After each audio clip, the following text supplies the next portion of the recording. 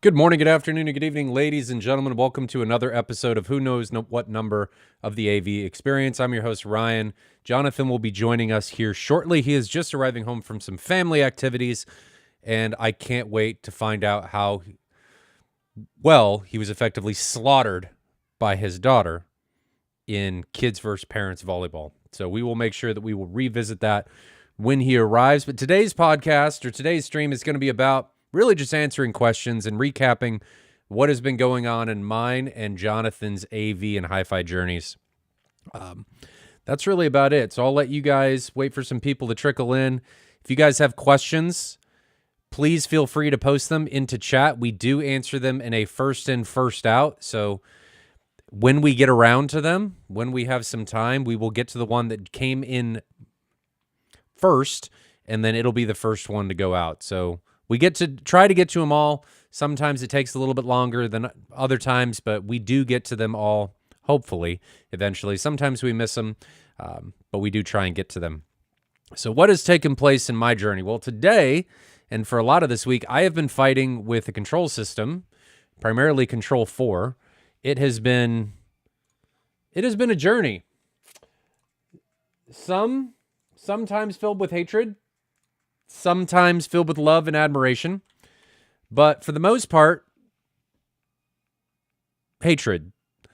Mainly because I haven't understood how it was working, and my brain wants to see like programming-based facilitation. So I want to be able to tell it, hey, when you see this, do this. When you see this, do this. And I want to script all this out. I want to write out the logic. I want to say, when you see this, we're going to do that. And you need a countdown? Well, Bruce, you just got to rewind. It's okay. YouTube should let you rewind. Just rewind and watch it again. It's okay.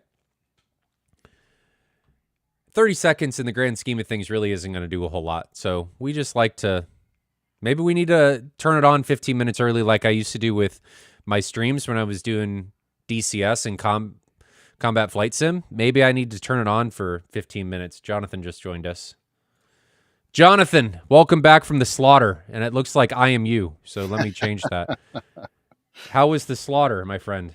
We won the second game after we warmed up from 20 years of not playing, and then they beat us the first game. Oh, Kids. It was a lot of fun. Well, that's understandable. In a long time. That's understandable.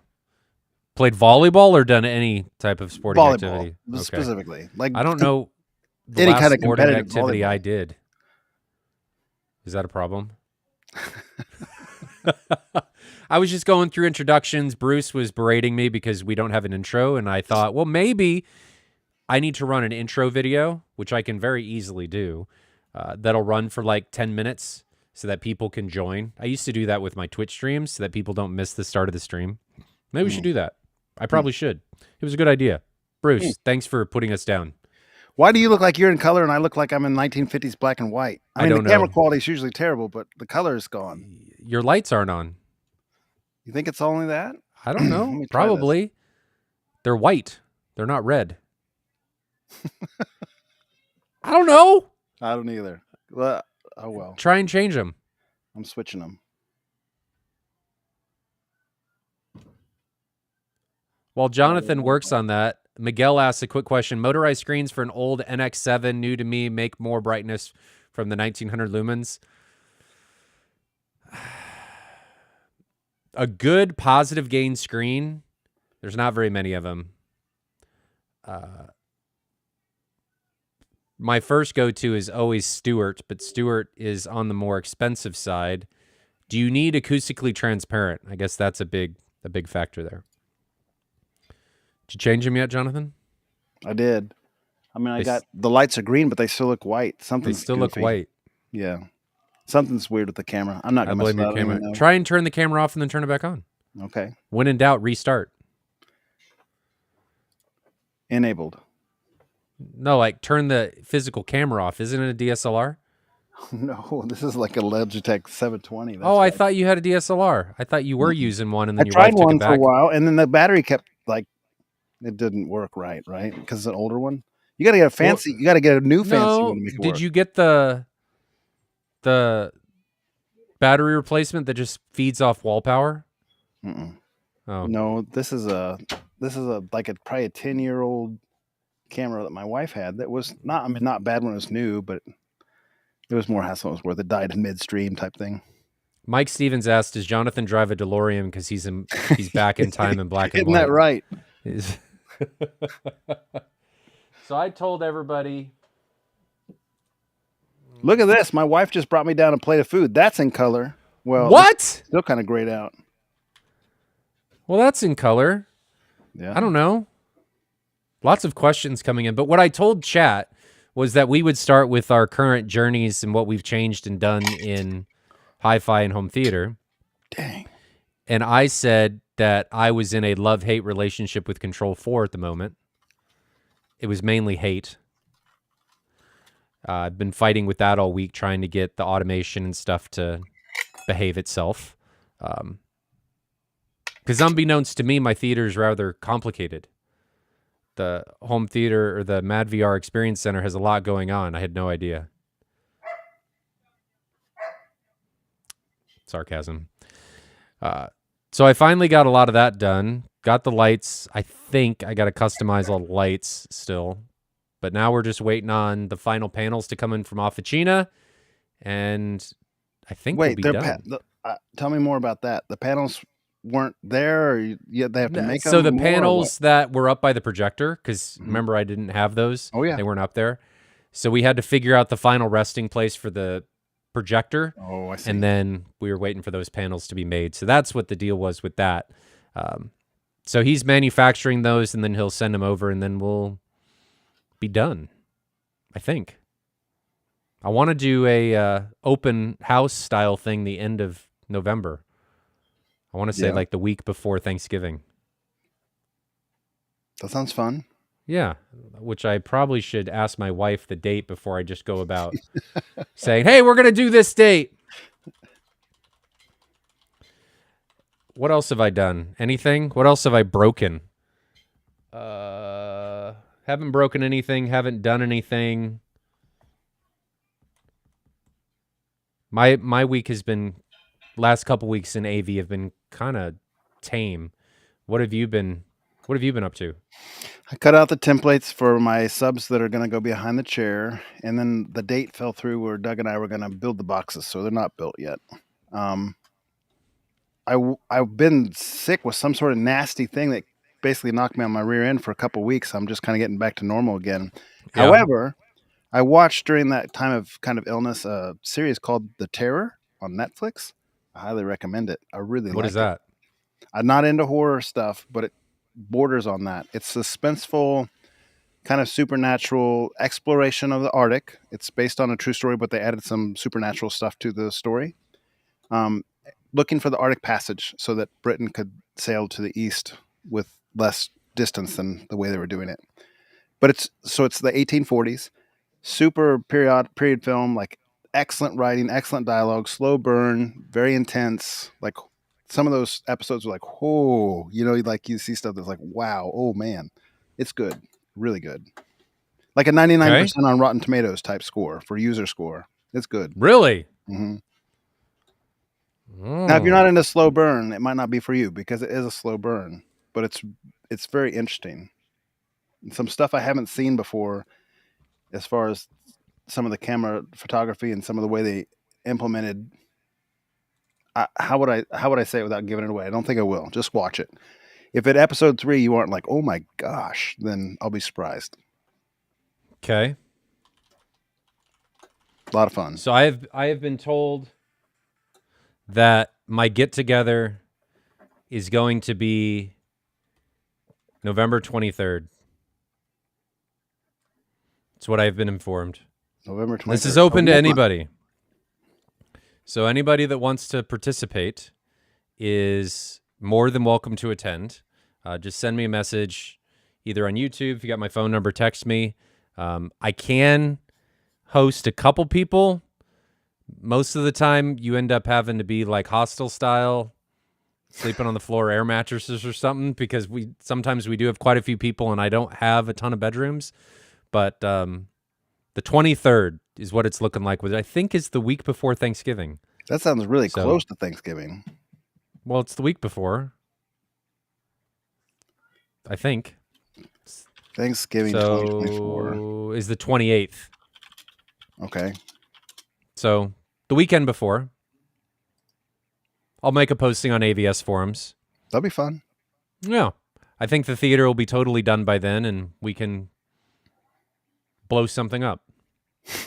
Maybe one of the subwoofers will blow up, or an amp, or something will fall off my ceiling, or something like that. It's not a home theater get together unless something breaks or something funny happens, like volume keeps going up Yes. for some really weird reason. So that's done. Glad we got that on the table and on the schedule. But keep those questions coming in, because we don't really have a topic, because I've failed at doing these meetings or these podcasts the past couple weeks. I think it's mainly happened when we shifted to Friday, and my brain, after doing them for a couple years on Sunday, is just like, what is going on? Well, and We're it not supposed to do this wouldn't on have worked for Friday. me the last couple of weeks anyway. It's just life has been so busy. We had even though I was sick, I was working on our fall festival for church. I did the sound for that. Mhm. That was fun. We had 300 or 400 people there, and I did live sound for a live band with 2 Mackie Mixie boards that were daisy chained together and my PA audio equipment. So that's really only the second live sound thing I've done for kind of an official capacity like that. I had a lot of fun. I enjoyed it. And how do you feel it went? Went well. The band was Yeah? good. Yeah, they did like 3 sets of 4 songs, and then I just played music in between. And the event was 3 or 4 hour type thing. You're playing music. Takes a long time to set up and tear down for that. We had bass, we had guitar, we had 3 vocalists, we had a saxophone, we had drummers, and they had multiple mics on the drummers. And yeah, I mean, we were using pretty much both full Mackie boards, like 12 channel Mackie boards, and using both of them. Wow. Yeah, But it's it a went well. little painful to kind of like use the direct thing, Yeah. because this Mackie board doesn't have, when you're putting it into the other one, you're using a channel on this set. You can't control everything from your main Mackie board because it's a little convoluted. Mm-hmm. But it worked. I know how that goes. But it worked. That's the worked. important thing. It worked. Mm-hmm. It worked. So let's start into the questions. So guys, if you have questions, this is the stream to do it, because we don't really have a topic. We'll come back to the topics next week. We were going to talk about entry-level home theaters, I think. We have that on the agenda. Yes. I think that was the topic. We'll have to talk about that after this, but I think that's what it was. I think I want to be more prepared for that, because I'd like to I agree. I agree. stuff. That's why I don't think we need a topic for this one. Yeah. So let's go back to Miguel Munez's question here. Miguel asks, motorized screens for old NX7, new to me, to make more brightness from 1900 lumens. So Miguel, I asked you earlier, what do you need acoustically transparent? If you don't, it opens up some options. If you do, we're going to be a little bit limited. But answer that question. Jonathan, if he needed acoustically transparent, what would you do? If he needed AT. Wrong button. So I don't even understand how he's saying motorized screen's going to give him more brightness. No, he's asking for a screen material that would give him more brightness. He's not saying a motorized screen. What he's asking is, what material, I need a motorized screen, what material or screen should I get that'll give me more brightness from 1900 lumens? Man, I think your Stewart 130 type material is excellent. That Neo that you have is excellent. Like, those are pretty the obvious Neo's choices. 0.8. But is there one that's not acoustic transparent that Seymour has that would be in the same Yeah. ballpark, the Stewart 1.3? No. Yeah, 1.2. So yes. And I think you can perforate it. Stewart's now doing perforation. Yeah, I mean, really, if you want to get more brightness, you almost have to move away from acoustic transparent, and then you have to decide if that trade-off's worthwhile. Did we miss something? Did he already talk about whether he has acoustic transparent or not? I was looking at chat, and I don't see him mentioning that anywhere. So I don't think we've missed anything. I don't think, personally, I'd readily give up acoustic transparent for a little more brightness. I don't think that's a worthy trade. I really like my acoustic transparent. But to each their own. If you had to give it up, well, you said Studio Tech 130, which I think is the end-all, be-all, de facto It's a good screen. positive gain screen. I mean, as far as limiting hot spotting and sparkle No and speckle. Yep. viewing angles and that stuff, they've done a very good job of doing that. The things to consider, Miguel, here are seating distance, because if you have to do something like an acoustically transparent screen with perf or ultra perf or woven, you've got to take your seating distance into effect, because that's going to dictate what is acceptable and how readily you're going to be able to see any of those things. Like the Center Stage XD, you're going to be able to see from further away than you will the Neo. That's one of the biggest differences between the Center Stage and the Neo is the thickness of the weave.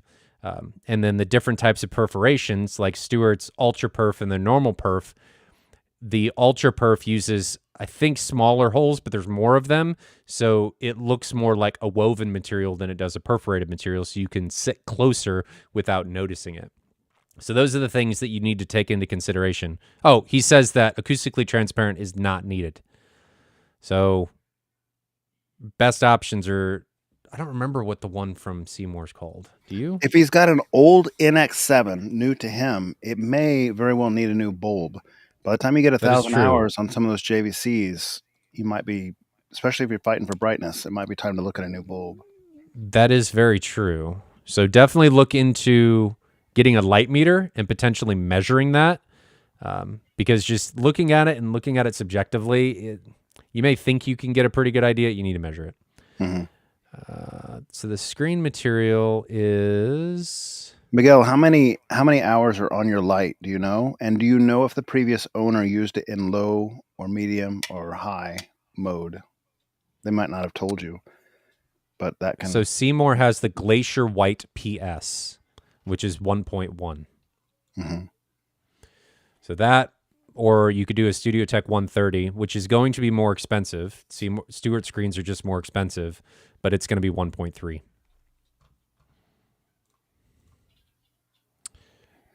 He asked, brand new bulb? Yeah, You absolutely. And get an OEM bulb. Don't get a third party. you maybe I might not agree with you there, Ryan. Only because Ah, there's a guy on the forum named Dominguez who rates them, so you pay more for brighter bulbs. He does the tiering for you. If you want to buy a bulb that's this bright or brighter, you pay this much. And he's buying not OEM, so but that's it's an not option. just the brightness, it's also the longevity for how long they stay that bright and the reliability, and I think there's something to be said for that too. I I'm not I'm not poo-pooing OEM bulbs. I'm just saying that if you don't want to pay $600 for one, you might be able to get one for 150 I agree with that. that's tiered. You know, I maybe you don't agree buy the with highest that. tier. Maybe at one tier down, it's $150 or whatever, $100 depending on what tier you buy. It's a lot of savings. You can buy a lot of off-brand bulbs for $600 if you're paying $100 a Yeah, bulb. I've just heard too many people buying multiple bulbs and they're like, this isn't There's a little bit of that, what it and should that's be. that's something that can happen. You are playing more of a lottery game with the third Agreed. party bulbs. So Agreed. if you don't want to deal with that, there's a tax Hmm. effectively associated with it because it's more expensive. I agree. Oh, he's saying he got a brand new one. It's got 7 hours on it. Oh, Mm. well then just measure it and see where Not you're gonna at. get much brighter than that. It's all downhill from here. Yeah. So your two options are the Glacier White PS from Seymour. These are the two options we would choose, Hmm. which is a 1.1. And these are measured 1.1s. Like I trust Seymour and I trust Like Stewart on their legit. measurements. Legit measurements. And then the Studio Tech 130 is 1.3. Like it is 1.3. Let's No give them a little question. bit of like topic on why that matters. If you just go to Sure. Amazon and you just buy like a 2.0 gain screen or 1.5 gain screen, you're going to get all kinds of what they call laser speckles, or it's just even just speckle artifacts. It looks almost like crushed reflector on the screen that's like shining back in like a speckled, gross manner. You get hot spotting where like the bulb Mm-hmm. makes a brighter spot and kind of a circle on the screen, and that It's gonna circle look like kind you're of, holding a flashlight up to it. yeah, it's Yeah. not attractive. It will actually ruin your experience. And so if you're trying to buy a high gain screen, I personally don't, with the exception of that Seymour, or with the exception of actually the Stewart, the 1.3, I don't traditionally like more than 1.1, because when you start going above that, you start seeing those artifacts. Stewart's the one company that I've seen that can get to 1.3 without seeing those artifacts. So, yeah. You can potentially see them a little bit when you start to get way off axis, but from your main viewing position in normal seating positions, you're not going to see them. And there's a reason that both of those screen companies come so highly regarded is because of things like that. And what you're getting from that is a one gain screen, the light that's coming out of your projector, that's what you're getting, right? So the light not out of the projector, but the light that is hitting the screen and then reflecting back, it's 1.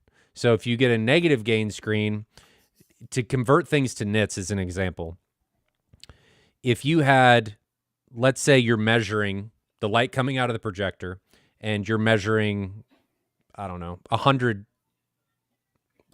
lux, just to make this easy. You're measuring 100 lux. To figure out your nits, you would take the screen gain, which if it's 1, it's still 100 because you're multiplying 100 times 1, and then you divide the whole thing by pi. So 100 divided by 3.14 would give you around 32 nits. So that would be the brightness that you're getting. If you had a negative gain screen, you would take your lux, multiply it times whatever the negative gain is, say it's 0.8. So you'd take 100 times 0.8, which would give you 80, and then divide the whole thing by pi, and that'll give you a lower amount of nits. So you can see that as you decrease the gain, you get less light reflected back to you. And the higher the gain, the opposite happens. So if you have a 1.3 gain screen, you can take it being 100 times 1.3, you get 130, and then you divide 130 by pi, which is 41. So you actually gained a little bit. And the higher these values are, so the higher your lux is, the higher the light is coming out of the projector, the more you're going to gain from that 30% increase. If it's low, you're not really going to gain very much of anything. But if it's high, you're potentially going to gain quite a bit. And we've talked about this previously on the stream that you need to have a decent amount of difference in order to perceivably notice something. So we noted this quite a bit when we were talking about the Epson comparisons that, yeah, it's a 600 lumen difference, but didn't really notice anything when they were side by side. So things to consider there. That's what you're really chasing. If you've got a lower light output projector, typically people are going to want more of a positive gain screen because a negative gain is just going to take away more light. If you've got a light cannon, you can get away with a negative gain screen and remove some of the potential things for hot spotting, sparkle. You could theoretically use a gray screen to get some of the perceived contrast back, but then you're sacrificing some of your white point for how your whites look even after calibration, things like that. So things to consider. That was a great question. We kind of went on it, but good question. He continued there. He said it seems very dim compared to his Optima 38 UHD. We're just fighting over the thing. We're fighting. No, go ahead. I thought I was accidentally triggering things, and it was just you. It's like, I thought you were turning up the volume. No, I thought you were. No, I thought you were. Doing the same stuff. Yeah. So the 38 UHD, what is that outputting? That's what we used in the projector shootout the other, wasn't it? It was something. It was something. 38 HD. So what does Projector Central say about this? That's 4,000 lumens is what they say. So, yeah. Twice as bright. That's a lot brighter. It's probably a lie on that. It's probably not quite that much, but it's, yeah, I mean, at the end of the day, it'd still be a lot brighter. Mm-hmm. So, yeah, Miguel, that's to be expected. The Optima is a lot brighter. There really shouldn't be any contest here, though. Like, like that Optima, it might be brighter, but it's got to look kind of like trash compared to the JVC, doesn't it? I mean, let's be frank. If that's not the case, what do we got going on? My guess. That's what I'd expect. That would be my guess. He says he has an Elite Screen 1.1. I highly doubt it's actually 1.1. I had an Elite Screen 1.5 or something one time, and I couldn't get rid of it fast enough. I did not like that at all. It was like crushed reflector all over the surface of the screen. Yeah. I mean, they're fine screens. Okay, maybe not. Jonathan gave me the look. He's I like, wouldn't want one of those. no. No, I wouldn't want one of those high gain elite screens anymore. I don't know about 1.1. I'm not Well, even yeah, sure. high gain, absolutely not. I'm saying like a 1.1 or what it says is Unity. Mm-hmm. You might be able to get away with that. Because I had a silver ticket, but the silver tickets are made by Sievertson, so that's probably a better. I don't elite I screens mean, elite screen has ETV. a good brand historically, as long as you stay in the realm of like kind of a normal gain. 1.1's in that range. It's probably not anything wrong Yeah, with it's that. probably fine.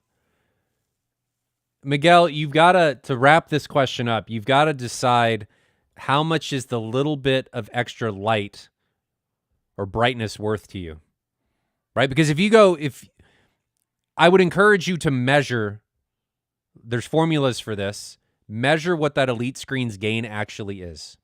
Figure that out, and then look at your screen options from Stewart and Seymour and figure out how much brightness, nits, foot lamberts, foot candles, depending on what calculation you use and how you're wanting to quantify it, how much brightness you're actually going to gain, and then decide, is the money that you're going to have to outlay for that, is it worth it? Maybe, maybe not. You got to figure that out. That's where I would start. Great question. Keep them coming, guys. We are getting to them. Next question. Unstar that one. Ryan B asks, have any opinions on GSG audio? I think they're excellent. I think they're a great choice for the do-it-yourself, assemble-it-yourself type feel crowd.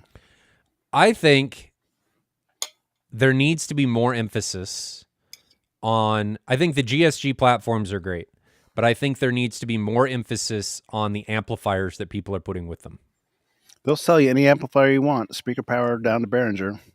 Well, I just mean that a lot of people have a tendency to go the do-it-yourself route and not realize that a lot of amplifiers, even the pro amps, have undefeatable high-pass curtains, filters. high-pass filters on the low end, usually starting around 20 hertz or a little bit higher.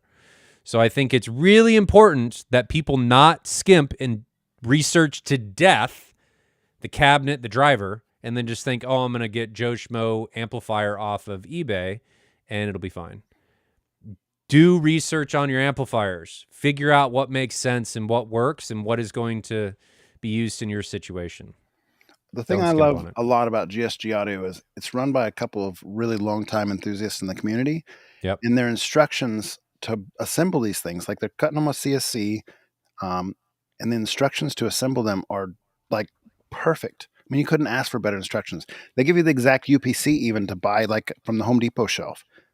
There's nothing left to the imagination. Anybody can do it. It's like it's made to be as just brute simple as possible. And the quality of the components, the way they're making those CNC cuts is off the charts good. It's just like everyone I know who's bought those products and assembled those products has just like raved about it. So very good opportunity if you're They willing. do a good job. And I think now it's not even, you don't even have to build it yourself. They have some pre-assembled options that are in the mix too. So like if you don't want to get dirty at all or get your hands, wet, you don't have to. You can just buy the assembled product. Good option. Yep. It's always about paying the tax. The tax is for your time. You're paying somebody else for their time. What's the time worth? Some people it's worth it. Some people it's not. Shipping does increase though too, because you put something together, it takes up more space. Great question. Ryan then asked another question. How many dB do you think subs need to hit? All of them. All the dBs. All the dBs. All the dBs. I am probably... Jonathan, you and I are probably pretty similar now. For house curves. I'm in the 130 dB headspace. And that's not what I listen to all the time. But I like the ability to run my subs 9 to 12 dB hot. Sometimes as hot as 15 dB, but 9 to 12 typically. Yep. And then I like to run to reference. So if reference calls for 115 and I want to run 9 to 12 dB hot, that gets up into the 130 territory because you want to have a little bit of headroom. And I'm already, if I'm 12 dB hot at 115, I'm at 127. So you're getting in that area. That's kind of where I want to be. And to talk about reference real quick, just reference, it's not reference for every piece of content is different, but we're using reference as kind of a term of this is where we'd like to be. This is where we want our system to be able to get to. Have the potential to get to. Not that you listen to it all the time, just Yeah. that you can have those thrill moments and turn it up. This is our reference where we want to get to. It's what THX says, but this is effectively, because I know Adam Peltz and Matt Trinkline and myself had a brief conversation about it. They're like, so many people talk about reference and it's not right. I'm just going to start saying that this is our reference. This is where we want to be. Mm-hmm. We want our systems to be capable of doing this without distortion. Mm-hmm. That's just where we want to be. And we want the headroom. We want to be able to recreate that dynamic range. Not that we want to listen necessarily that high for any All the consistent time. amount of time, Okay. but it's fun. Almost every time I use my system, I'm popping something up to reference with the subs that hot. Almost every time, but not continually the whole time. I listen to my system several times a week, and during a session, I will I have a favorite song that pops on or a clip that comes on. And sometimes we're watching a movie and the kids are like, I want to hear that clip at reference. And so we'll rewind it a little bit and we'll watch that same scene at reference. So that kind of stuff exists. Dad, you remember when you gave me hearing damage? Yeah. I'm the same way. Good question. But 130, I think, is where you and I would like to be. Or you could be like Scott Newby and want to be in the 150s. So we've talked about that a little bit, but I think it's interesting because different people have these different thresholds. There's no right or wrong. No. I've been around those systems that go to 140 and 150 multiple times, and it's not for me. Like, that's too much. And I've had people come to my house that sometimes say that's too much. That's Okay, fine. that's fine. You know, I think the THX references were established that most people, if you go to a commercial theater, like an upscale retail cinema, there are going to be people that say it's too loud. I don't like it. That's fine. Mm-hmm. If you like it, that's what it is.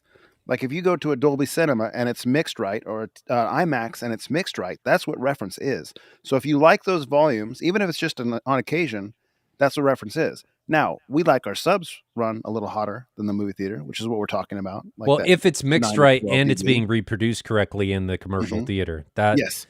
Yeah. Yes. Like I'm talking like the premium, the nicest type upscale theaters. That's what they're doing. They're still trying to make that THX reference as kind of their mixing SPL. So if you like that, that's what we're talking about. With subs a little hotter just because we have subjective preference to have a little hotter subs. I agree.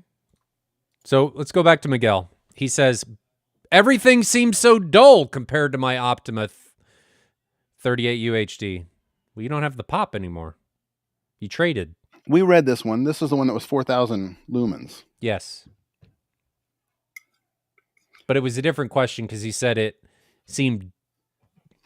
Wasn't a different question about this? I think or it was might this be that this one. question? We might be stepping on each other again. We're just going back to it. Yeah, that's to be expected. I bet you your ANSI contrast on the JVC is better, though. Be my guess. But people like brightness. Why do you think there's torch mode? Native big box contrast stores. is certainly better on the JVC. Those DLPs like that Optima are not good for any kind of native contrast. Entry-level DLPs are not great for contrast. Got the DB. Finster asks, thoughts on the new 18-inch Ultimax or stereo integrity HT18 V3 in a 4 cubic foot sealed box versus the PSA S1813M. Looking to add to one RS1 and 2 stereo integrity HST18 setup. Can do 2 or 3 of these for the cost of another RS1 HST.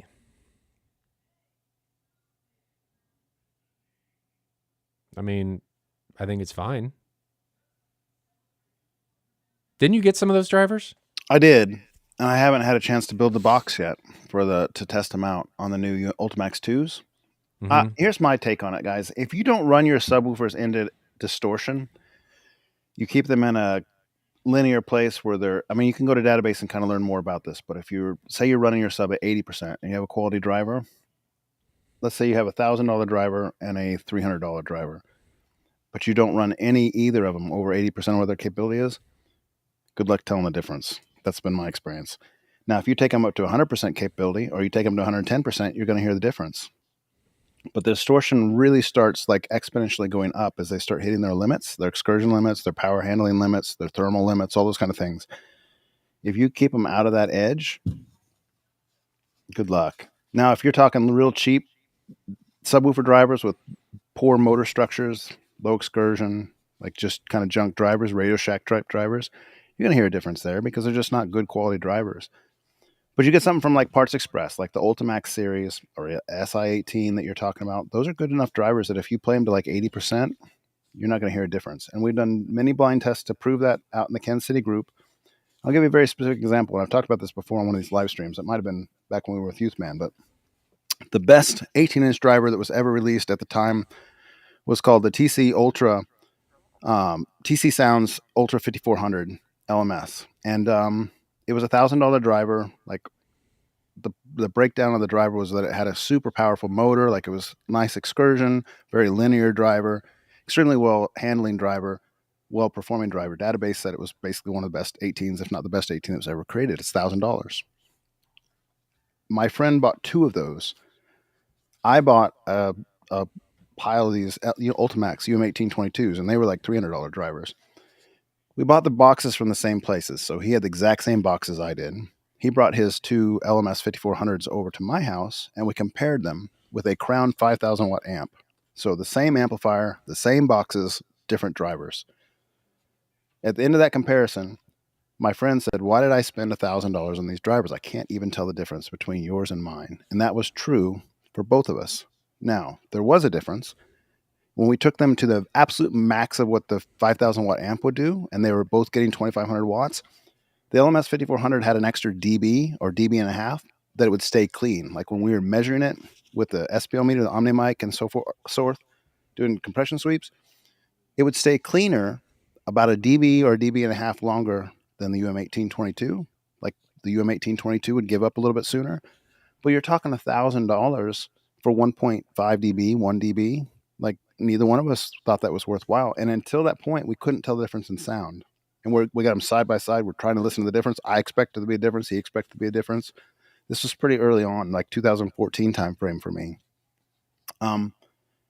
Yeah, that's why I always recommend buy a bunch of drivers and run them within their limits. Don't like overburden them, and you're all the way there. I think it's like anything you're getting, regardless of the type of product, you're paying for the limit, right? If you get a car, I mean, a Ferrari and a Camry are going to drive much more similarly at 10 or 20 miles an hour than they are at the limit. When you get to the limit, that's where you're going to see, and I know that's more of an extreme example, but you're paying for the limit. You're not really paying for the performance at idle or even, at 50%, because virtually everything is going to be able to do that. You're paying for how far you can push the limit and have things stay within the bounds of capability. And it's the same with speakers. The more you're trying to push the limit, the more exponentially expensive and diminishing returns you're going to encounter. Good question. Jonathan, when you use Netflix, do you upmix to 7? I mix almost everything. So if it's with Dolby Surround, so in my case, it's upmixing. Jonathan upmixes everything to mono. No, music, movies. Very rarely do I not upmix it. It's almost always Dolby Surround. Weird. Love it. Weird. That's a subjective taste. I don't like it. Jonathan does. He's weird. Obviously wrong. Chat, how many of you guys do upmix everything? Let us know in chat. I'm curious. Ryan B with another question. He's all about the subs. How critical is sealed box size? Recommendation is 8 cubic feet, but even 5 cubic feet seems very close to an ISD. So Ryan, you're figuring it out. You'll notice that 5 foot versus 8 foot on a lot of subs is like the difference between like a half a dB or a dB on the low end. A sealed sub isn't as critical to get the box size perfect as like a ported box would be, or a horn box for certain. You have a little bit more wiggle room. What it means is if you use a smaller box, you'd have to apply more power, more EQ in order to get that same response, but you can get the same response. You just have to apply that. Now, within the limits of your driver, you don't want to like overload it thermally or with too much power, but But absolutely, you can run it in a 5 cubic foot box. If you're seeing the modeling showing very close in WinISD, you'll get that in real life, and it won't be that much difference in practicality purposes. Don't lose sleep over that. That's a big difference in box size too. That's more subs. Gabe Collins. I bought a Dayton Audio Ultimax 218 with a 4-foot cubic box. Could I use rock wool, safe and sound, to stuff the box, and how much should I use? I would not use rock wool. Database has some information on this. Let me try to find the link. I'll put it in chat. And the reason I would not use rock wool is because you can get fibers that'll break off, and you may just get stuff flying around in the box. And not saying you would, but potentially could get some places that it's not supposed to be. Just use like polyfill stuff. That's what most people use in their Yep. subs. You can just Yep. you can literally go to Walmart, buy a pillow, and break it up and stick that in there, and just staple it to the side, or use some netting if you want, like some fish netting to hold it against the side so it doesn't come in contact with the back of the driver. You don't want to just be in there loose because you don't want it hitting the driver and slowing the driver cone movement. But here, if this will go in chat, take a look at chat. There's a database article in there on stuffing and myths and the best way to do it and how much to use and all that kind of stuff. It's a good article. So take a look at that. What it does, even. Like, people don't even necessarily know what it does. That article will give you all that information and more. Residents. Good questions. Marvin asks, any word when you might be getting a new JVC 500-700 projector for review? When somebody allows us to play with one. We don't usually ask manufacturers for things. We try not to.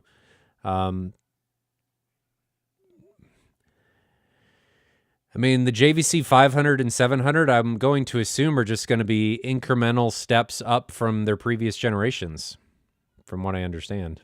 But I might review one when I get one sold, or at least see one. I haven't seen one recently. I'd like to learn more about that high contrast optical block that they're putting in those 500s and 700s to see how The much like step difference that down makes from the 800 and 900. for the intrascene contrast, like how much it's changing things. Yeah. I'm curious to see one. I am too. I'm not going to go out and buy one. Mm-hmm. I got too much other stuff going on for the time being. I mean, maybe eventually. I don't even think they're necessarily available yet. They might be.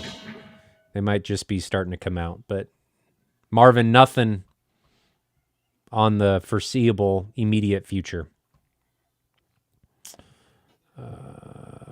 Mosin asks, I'm using Spears and Munsell Ultra HD. I have a projector in my dedicated home theater, and the room is pitch black.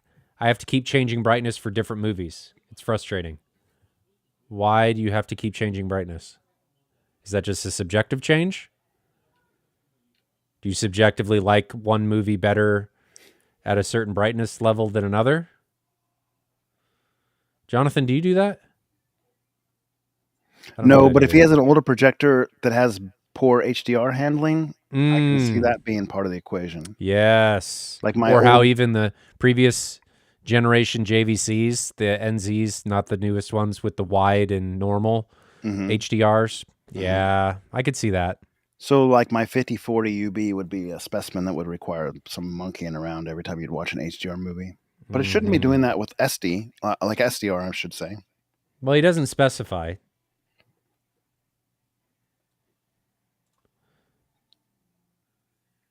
Pitch black is the way to do it for a projector, though, man. At least you got that part going for you. That is true. Tell us what projector you're using. Yeah, I want to know that. Brian Cobb says, have you heard when the Epson QL3000 will be available? Is there any chance you will be able to review one anytime soon? I watch mostly sports. That sounds like a great choice for sports, Yes. actually, with the motion handling and the extra 6,000 brightness lumens. That's Well, is it the same motion? it is. Supposedly Is the it? same frame Okay. and engine. It's got the Then same XYZ processor or whatever. Let me look it up. Then that would probably be a win. I agree. 6,000 lumens for sports. Chef's kiss. I approve. Z QZX is the picture processor, and that's the same one in the QB1000. So whatever the QZX processor means, it's got great motion, man. It really does. It's better than the LS, that's for sure. That was one of the biggest things that we noticed was the increase in better motion handling. And the LS12000 already had great motion, as It you did. probably saw in our video. Like, I really like the frame interpolation on the LS12000, and this bested it. Like the QB1000, the QL3000, the QL7000, or whatever. All those are going to best it. What were you looking up? Me? Yeah. No, I was just making sure the processor was the same. It is. It's the Z. I'm saying it wrong. QZX picture processor. Okay. For the frame interpolation. That's, regardless of a review, that'll be a great option. Mm-hmm. So don't worry about that one. They should be coming out, I think, next month is when they're going to release. But when you're ready, shoot me a message. We can make sure that everything's still, the reviews are saying and verifying what it is. I have some professional friends that have measured them and seen them already. We just can't talk about it here.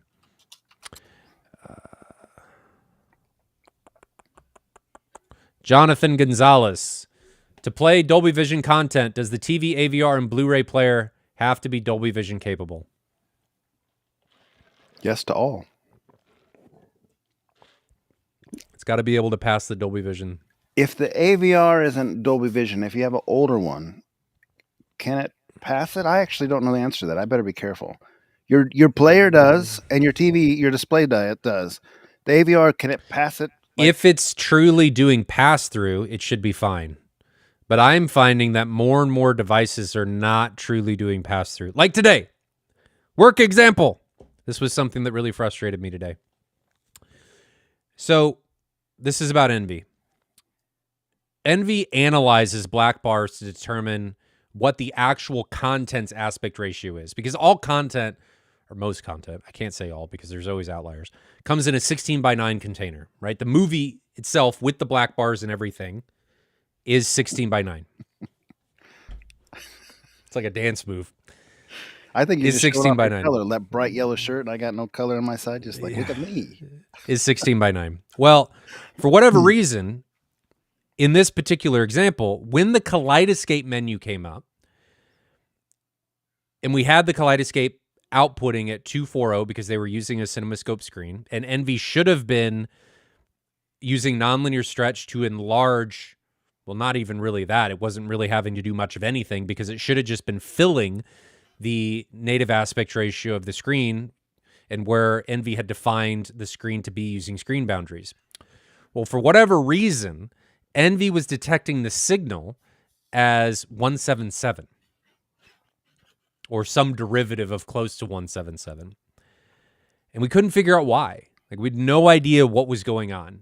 And sometimes if you like changed aspect or changed sources quickly, it would identify it correctly. And then if you went back to it, then it would screw it up again.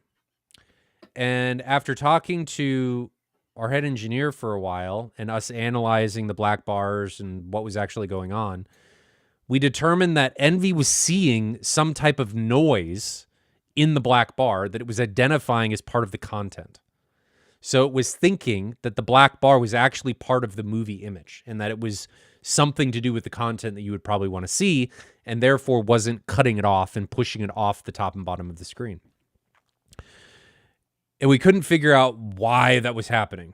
Like, why is all of a sudden Envy identifying this? Well, I started poking around in, it was a Marantz AV10, and I started poking around in the Marantz AV10, and there was a setting in there, and I don't remember exactly what it was, but it had to do with some type of video mode, and it was around the settings that have to do with like standard enhanced and then 8K enhanced content and stuff like that. And it was you had three options. You had auto or pass through, movie, and game. Those were your three options. And somehow it was on movie. Okay. I changed it to pass through, and all of a sudden started working. So I can't confirm this because I can't see anything.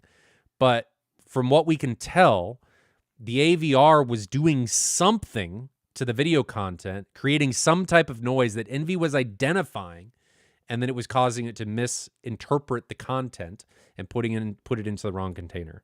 So long story short, I want to believe that all AVRs are true pass-through and preamps are true pass-through, but the more we get into this, the less and less I believe that. So food for thought. If you run into something like that, could be the AVR. You could try and play with pass-through settings. That just happened today, so that's all the information I have, particularly on that. Can end users program the EQ on speaker power? Those are just attenuation knobs. No, actually, the speaker power amps have software. Oh, yeah. But only that's distributed, Yeah. last I knew, only to the dealers who partner with speaker power. Yes. I don't think So you can get into JTR that. has the ability to customize the software on his speaker power amps. Mhm. I'm sure all the different vendors that work them have that capability, but it's not passed on to the end user. Yep. So we have a super chat on here. Let's grab that one. We do. Go ahead. Thank you, Paul, for the super chat. Paul says, you have an empty 16 by 8 by 9 foot room. Where does the theater room planning start? Seat location, screen size. What steps are next?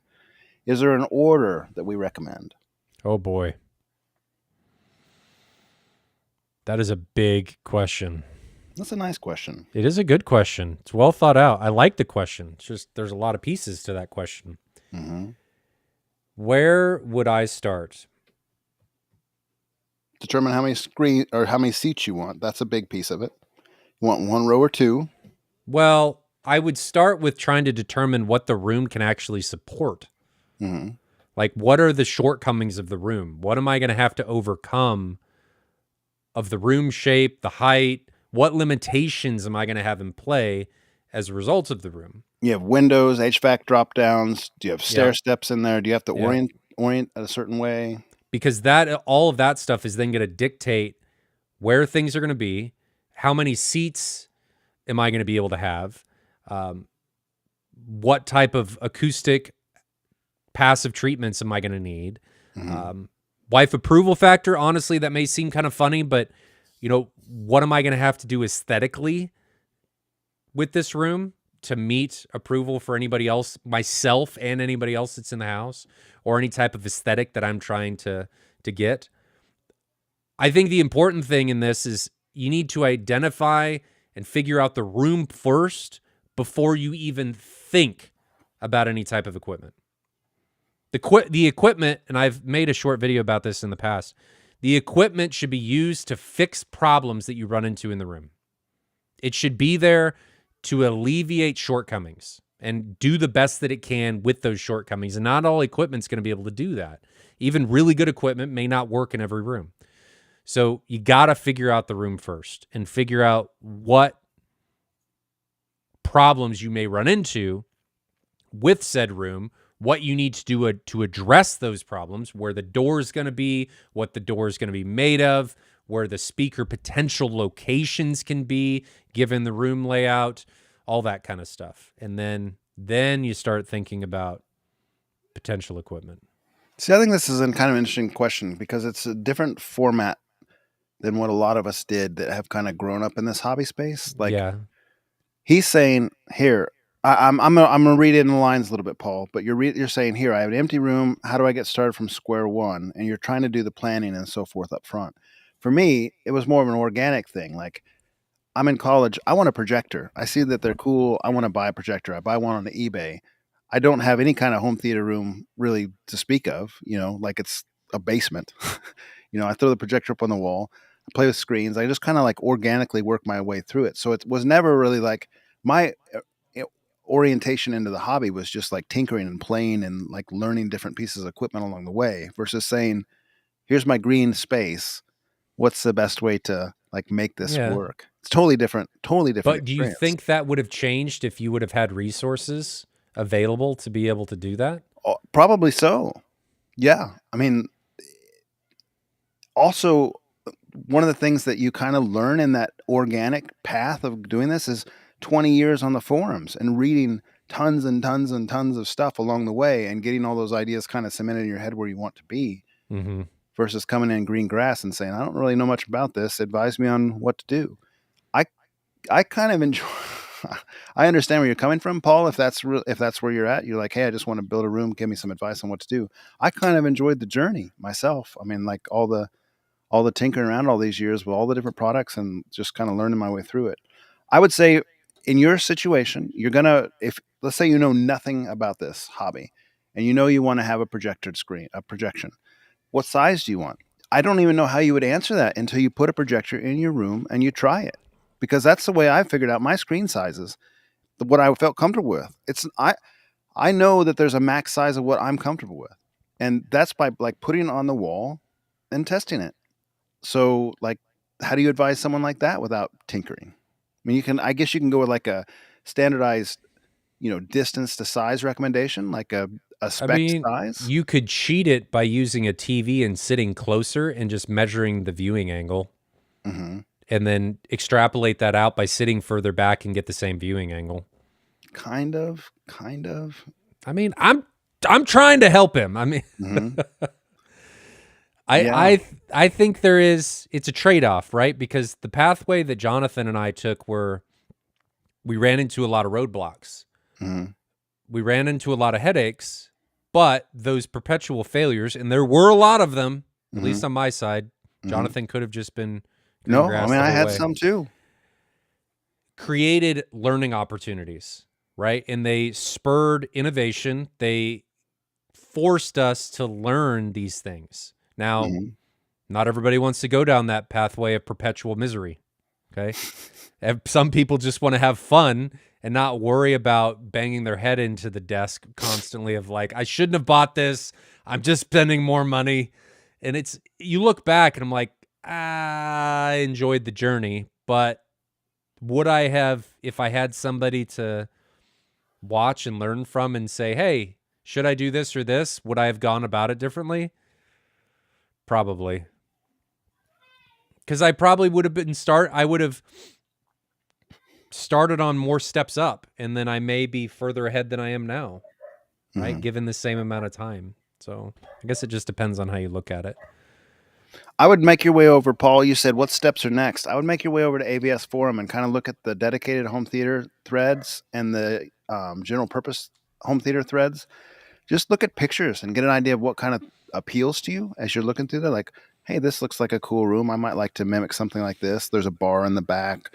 There's a table in the back, or there's two rows of seats and there's a riser, or there's one row of seats. Like, get an idea of what kind of strikes your fancy. See if you can find an arrangement that kind of matches your room. Read up on that. There's a world of acoustic stuff to explore. You can deep dive into that, but you probably don't have to necessarily deep dive in that to get started. Um, I think there is an irreplaceable part of seeing other people's rooms too. I agree 100%.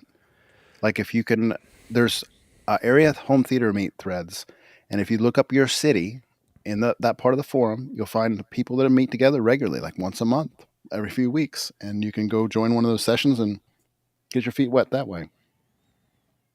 Bruce says, just a note, I had an empty room, asked questions like this, and I've already rebuilt it twice. It never ends. Yeah, It never ends. and Paul's picking up what I'm putting down clearly. Make it a playground, not a laboratory. Yeah, I mean, have fun with it. Have Build fun. the room to expect change. Hmm. Make it easily changeable. That's a big thing that I would say. And if you're open to it, come to Kansas City. I'll even Hmm. host you. Right? Stay with me. Fantastic offer. Well, my Hmm. wife thinks I'm crazy. I know Megan thinks you're crazy. Hmm. But we just want to share the space, share the enjoyment, share the love that we have for this. And I think it is irreplaceable to experience rooms. And I think it's irreplaceable to experience quality rooms. Hmm. Because I think you can go down a lot of wrong pathways if you experience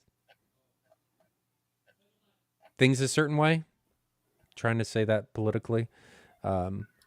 So come to Kansas City. Shoot me a message.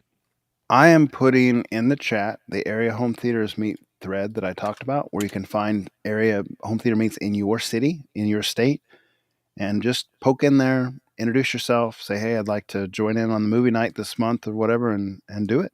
Get some experience. Do that for a few months. You'll learn a lot. You'll learn a lot very quickly. And you'll meet a lot of good people. Bruce warns this.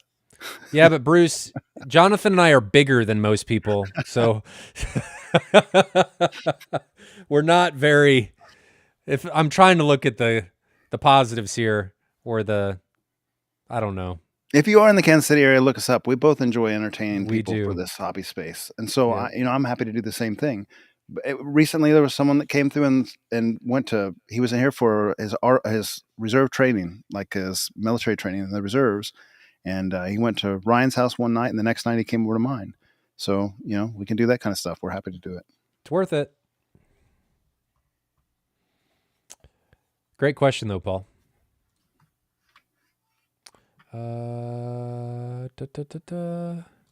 Ty says,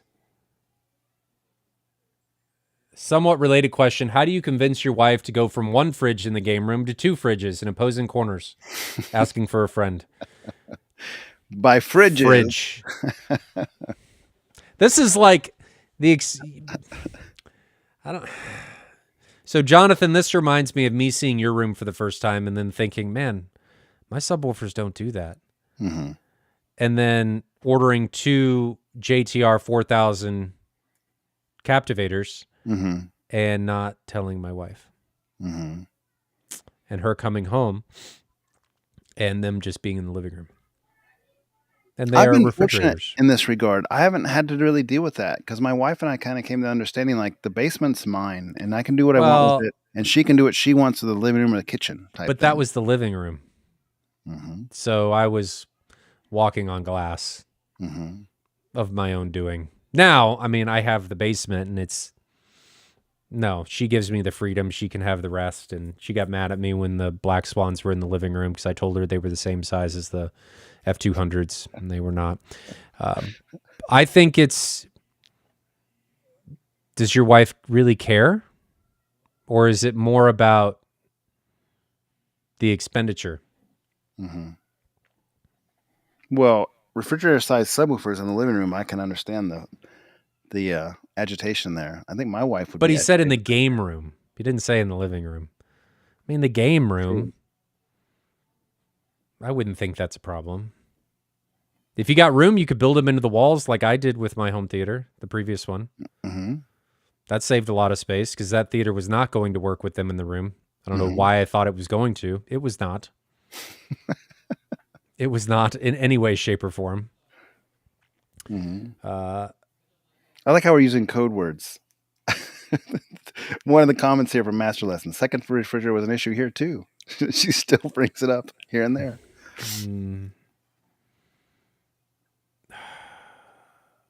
I think, honestly, I'm going to take the high road here, and I don't think it's worth pissing off your wife. I agree. Try and gain her favor by showing why, and then do it the right way, whatever the right way is. Don't just do it the Ryan way and make him show up in the living room one day. Don't do that. You get further with sugar than you do vinegar. Isn't that the saying? Well, maybe it's honey, but you're close. Honey, I know whatever. what you're saying. Everybody understood what I meant. Absolutely. Maybe not. You got anything to add with that? No, I agree. I try to find negotiate a space where you're not going to be stepping on each other's toes, and you can do what you want in there without agitating your wife, because that's the way to not have a happy marriage, is if you're constantly fighting over stuff like this. I think everybody needs their own space.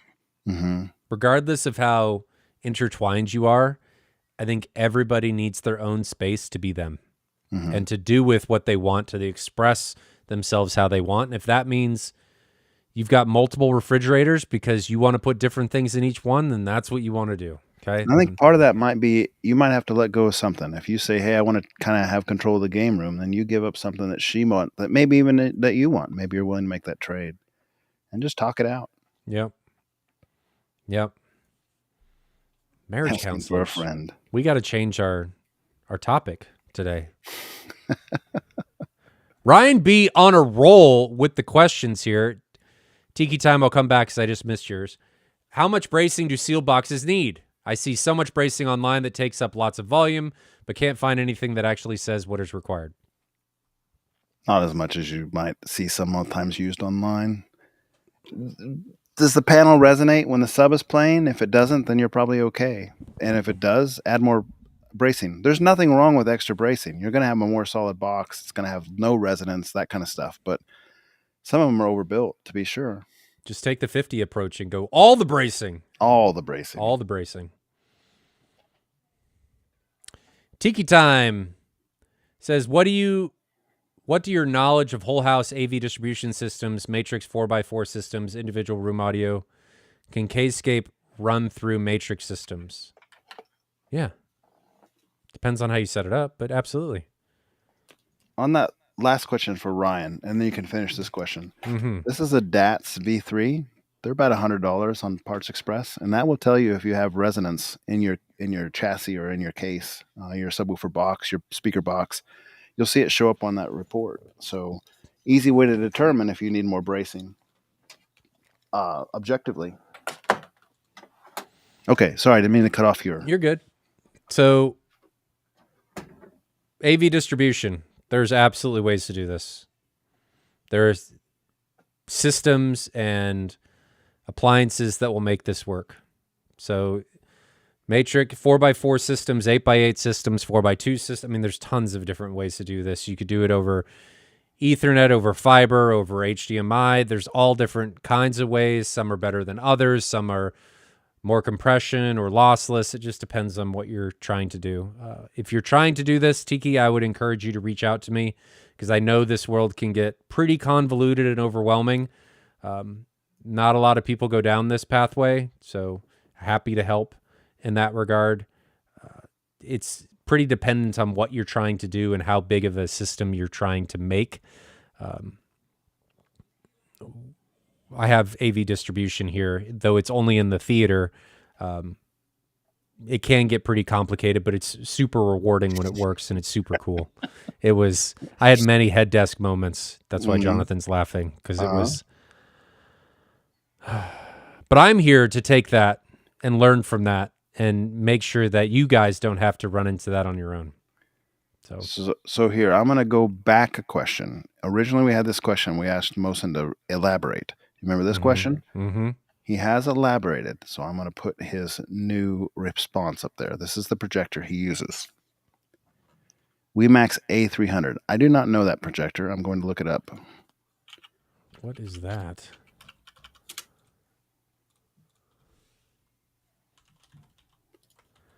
Sounds like a Behringer amp.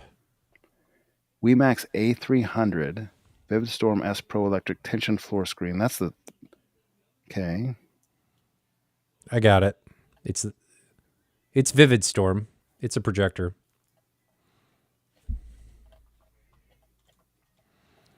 You're probably right back to the way it handles HDR in my estimation here. And it may have some sort of like dynamic contrast mode that's engaged that's like being funky and being too aggressive and so forth. You might look and see if that's on and try to disable it, or even just turn it down from like a aggressive to a normal setting or a low setting if there's a dynamic contrast type setting that could be changing brightness. I've never seen these WeMax projectors. Have you seen one? I haven't. No. My gut reaction on this kind of stuff is not very positive a lot of times, so I apologize for that. I just haven't really seen that these type of projectors really are worth their... Speaking of ultra short throws and projectors with names like this, have you seen the Valerian stuff and all the... I've been reading it, and I'm going to be really surprised if it lives up to all the hype I'm reading about. That's for sure. The thing I keep coming back to, there is virtually zero Objective measurement with any meters that are capable of reading lasers correctly. Yeah. None. And people keep like, well, this guy measured it and it's like with a light meter or something. I mean, it just reminds me of that LG 810 and all the forum hype that was on that about how it was the best thing since sliced bread, and it was amazing, it was amazing, it was amazing. There's so much thread response. You had to bring that up again, didn't you? Well, I mean, that's just an example where it was just overhyped to the limits. And then when you got it in the room with like a mainstream product that's been on the market that's kind of a mainstream player, it was like poop. I still remember Tony and Nick saying, "We can fix this." No, we can't. Because it's been a little bit since we talked about this story, so I'll talk about it. We can recount it, sure. So when for anybody that doesn't know, I haven't been into this space too horribly long in any large capacity, but in 2021, I had an NX7. And when the NZ series got announced, I decided I was going to upgrade the NX7 to the NZ. Well, they ended up getting pushed back, and I was worried that I was going to lose out on the value that the... do you want to take that question down, Jonathan? Yeah, sure. That the NX7 was going to bring. So I ended up selling the NX7 and then buying, because it was so hyped on you remember how hyped this thing was? I do. On the forums, outrageous. The LG 810. And everybody was like, man, this is a JVC killer. It was like $3,000 or whatever it was. And everybody was talking about how cool it was. And it was laser and it did all these cool things. Well, I bought one.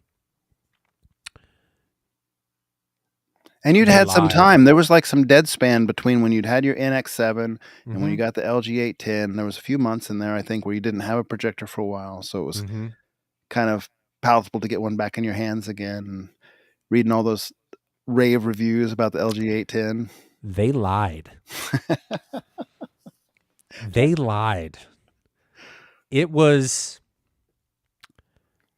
not good, is saying it politely.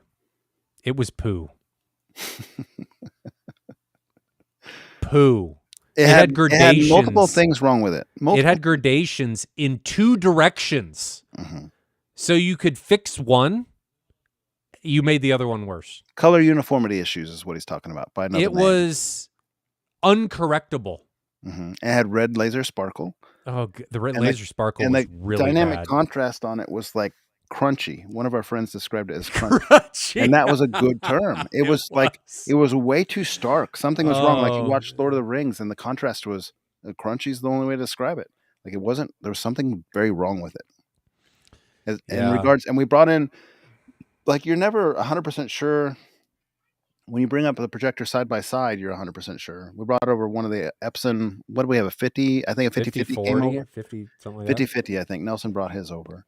And we compared them side by side, and we were like, man, that LG 810 wins at zero characteristics. Nothing. Zero characteristics over the Epson 50-50. It was. And meanwhile, you got people on the forums who haven't compared them side by side saying, buy this over the Epson 50-50. This is a better projector. It's JVC territory. It's $3,000. It's laser, all this. This is exactly why the internet is dangerous, is because you have so many people that think that their opinion is valid because they have experienced something, but they have no comparative basis, right? They've experienced it potentially, yes, but they have no way to validate that experience. What does that experience mean when you're trying to then provide information for somebody else to make a purchasing decision or a pathway decision on their own? If you don't have a comparative baseline, there's no way that you can provide accurate information because you don't have the experience to provide that information accurately. And that is exactly what happens time and time again in AVS forums, on Facebook, on YouTube, on all of these things. And this has come up. There was a post about it, I think on the Home Theater Facebook group, where people were talking about content creators. And we talked about this a couple weeks ago when we were talking about reviews and stuff, where there's a lot of biases that come into reviews and stuff. And I will freely admit that I would say that even I'm not immune to bias, because I don't think we can remove all of them.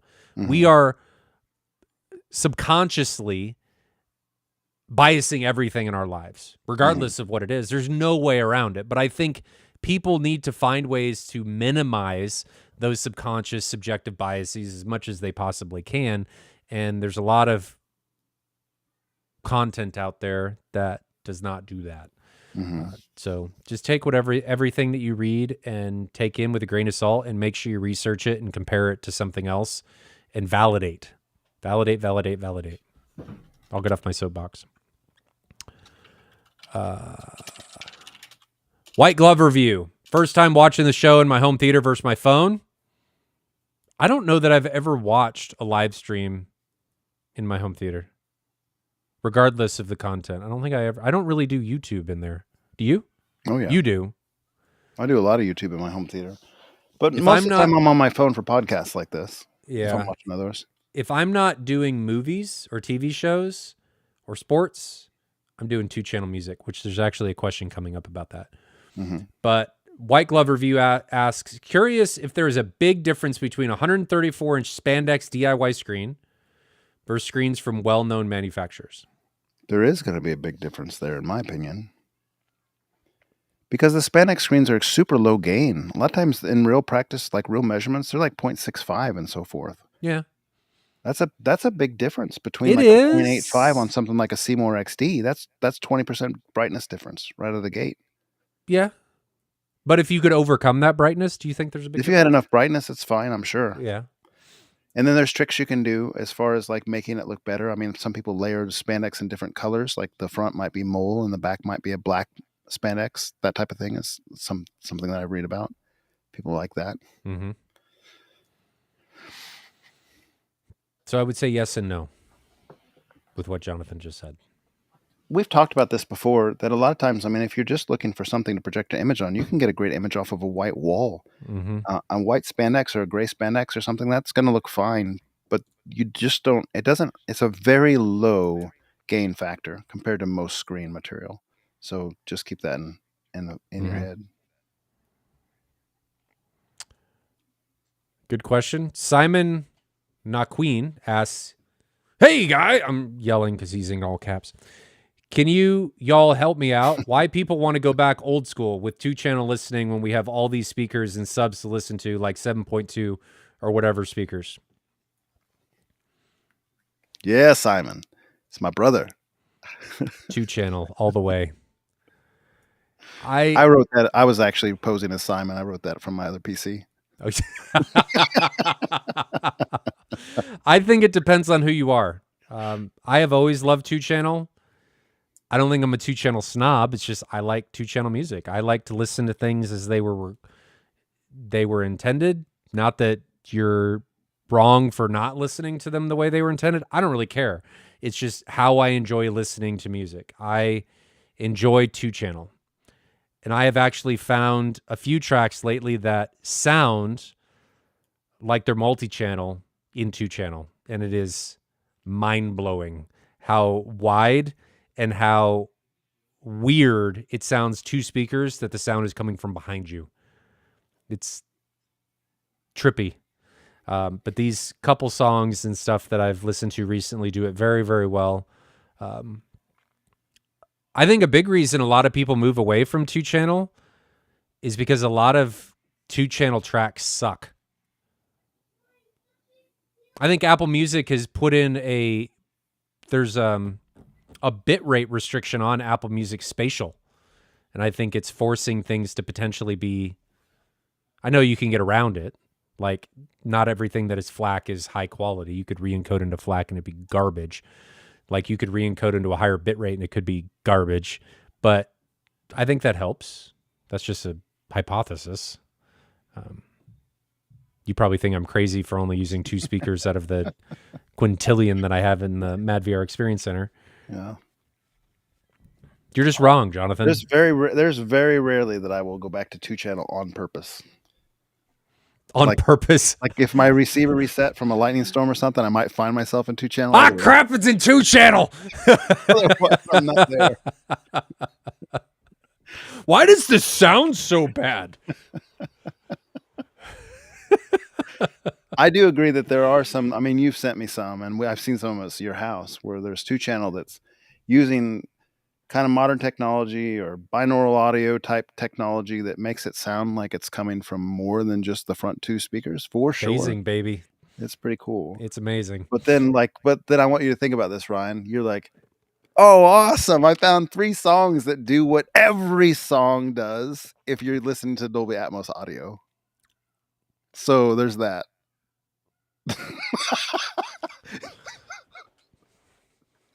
Whatever, Jonathan.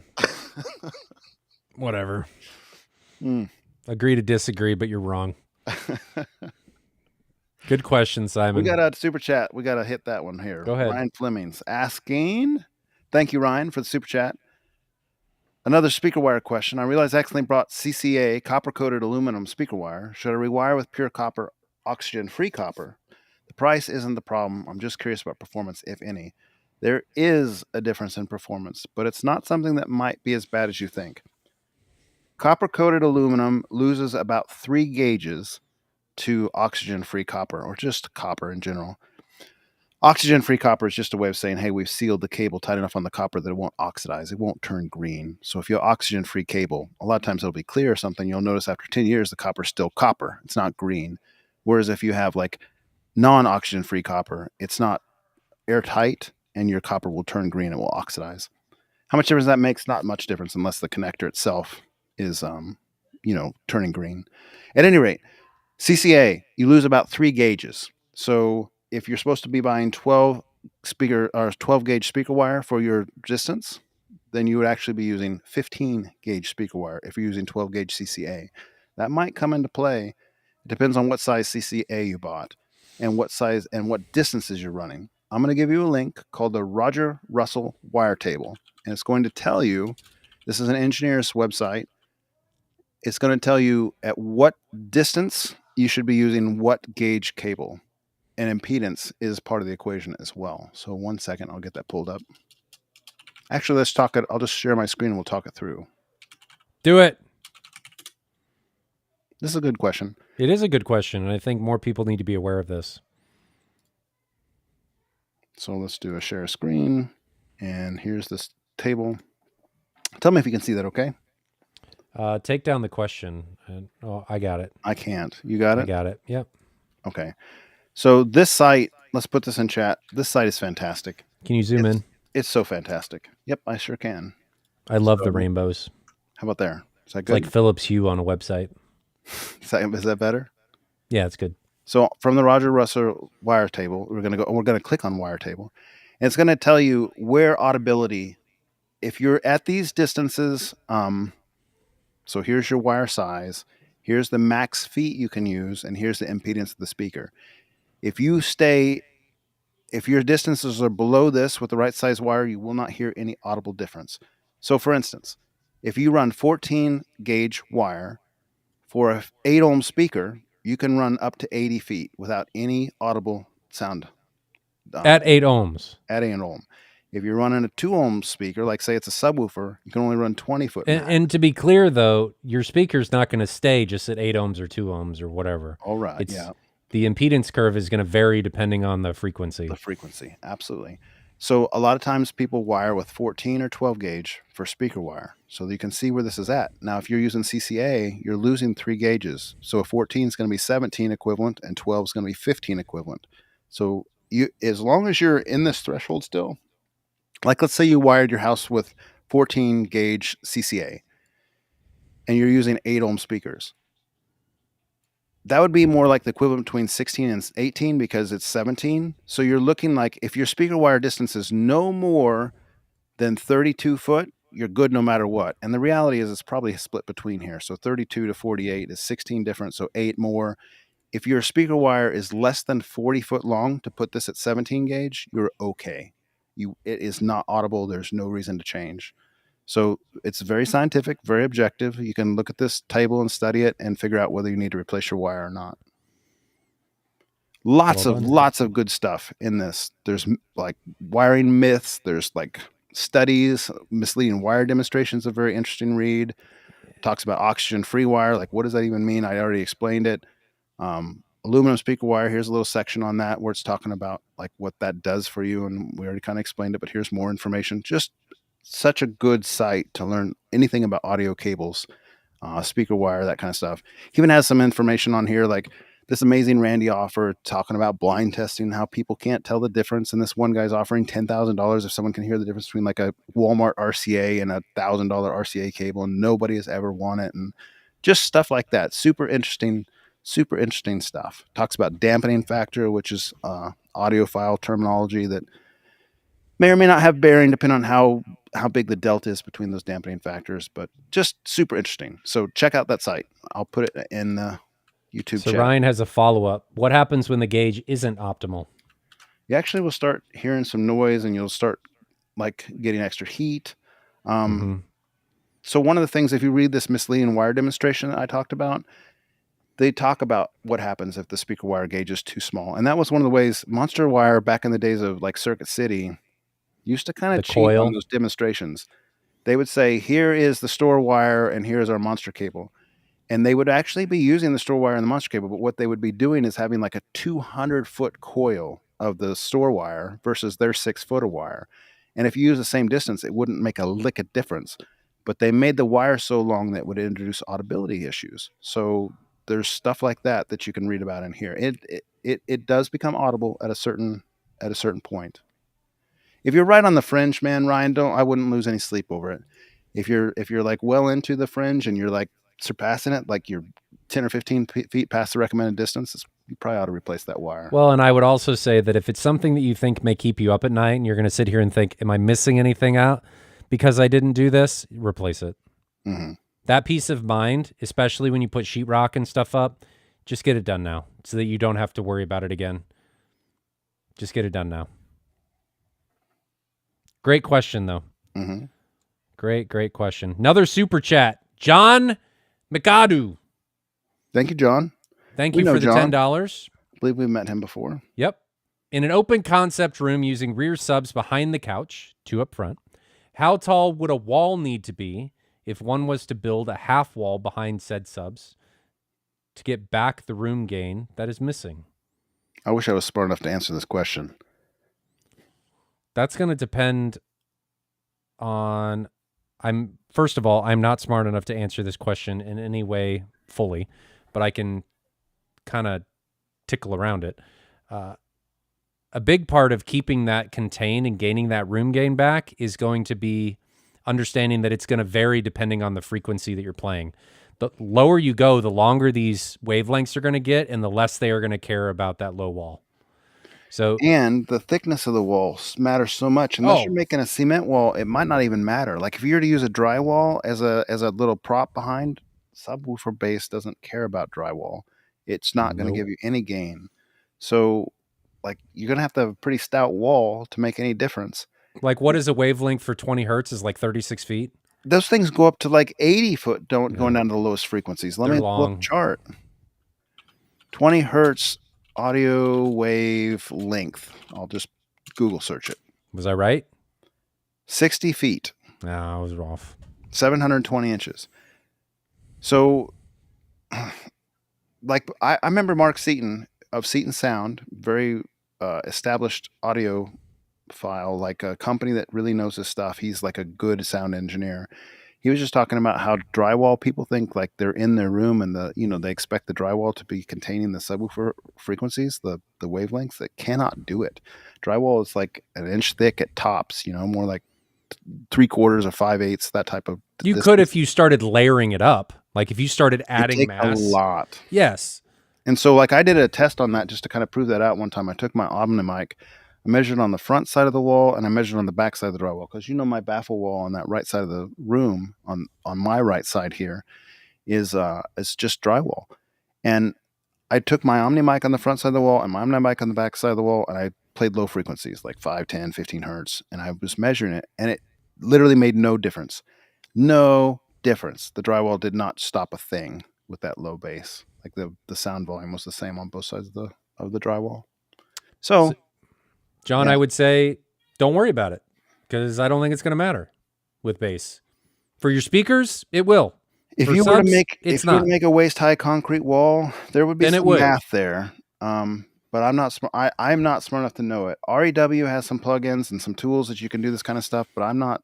Well, in Right when REW, asked. any type of modeling you're going to do, there's so many variables that come into play that, yeah, you may get kind of a general hemisphere, but there's still going to be things that are not accurate about it. So if you're just making a timber wall with drywall, it ain't going to do anything for low Nope. frequency. Don't waste your time. Sorry for the super chat that we failed to answer. If you want a refund or anything, let us know. There's another one? No, I'm saying we failed to answer John's super chat. I feel like we have. We did? No, we didn't. We didn't I give him get it. I answers see. before. I get it. Refunds are allowed. Let us know. Okay. The expectation is that we answer it. I understand. Okay, I'm going back. Let's see. Is it? I'm trying to make sure I don't miss anything. Tiki says I should take a Valerian projector on my RV. Yes, all right. I think that was a joke. I'd be happy to do it. They make sense in that format. That's what they make more sense for. It's mobile purposes. I'm not sure I understand the whole Borg box mount on the ceiling like that, because these are just a square. They're just a straight square type deal. Not the best looking thing to have. Yeah, I don't. Does it have a handle that you just kind of put a garage storage hook on your ceiling and just kind of hang it there? I mean, when I looked at those online, I know what you're talking about. They literally have like a 1/4 inch, like what this little microphone thing is, like a 1/4 inch threaded rod insert for the mount. Like that's how they mount those. It seems kind of cheesy to me, to be honest.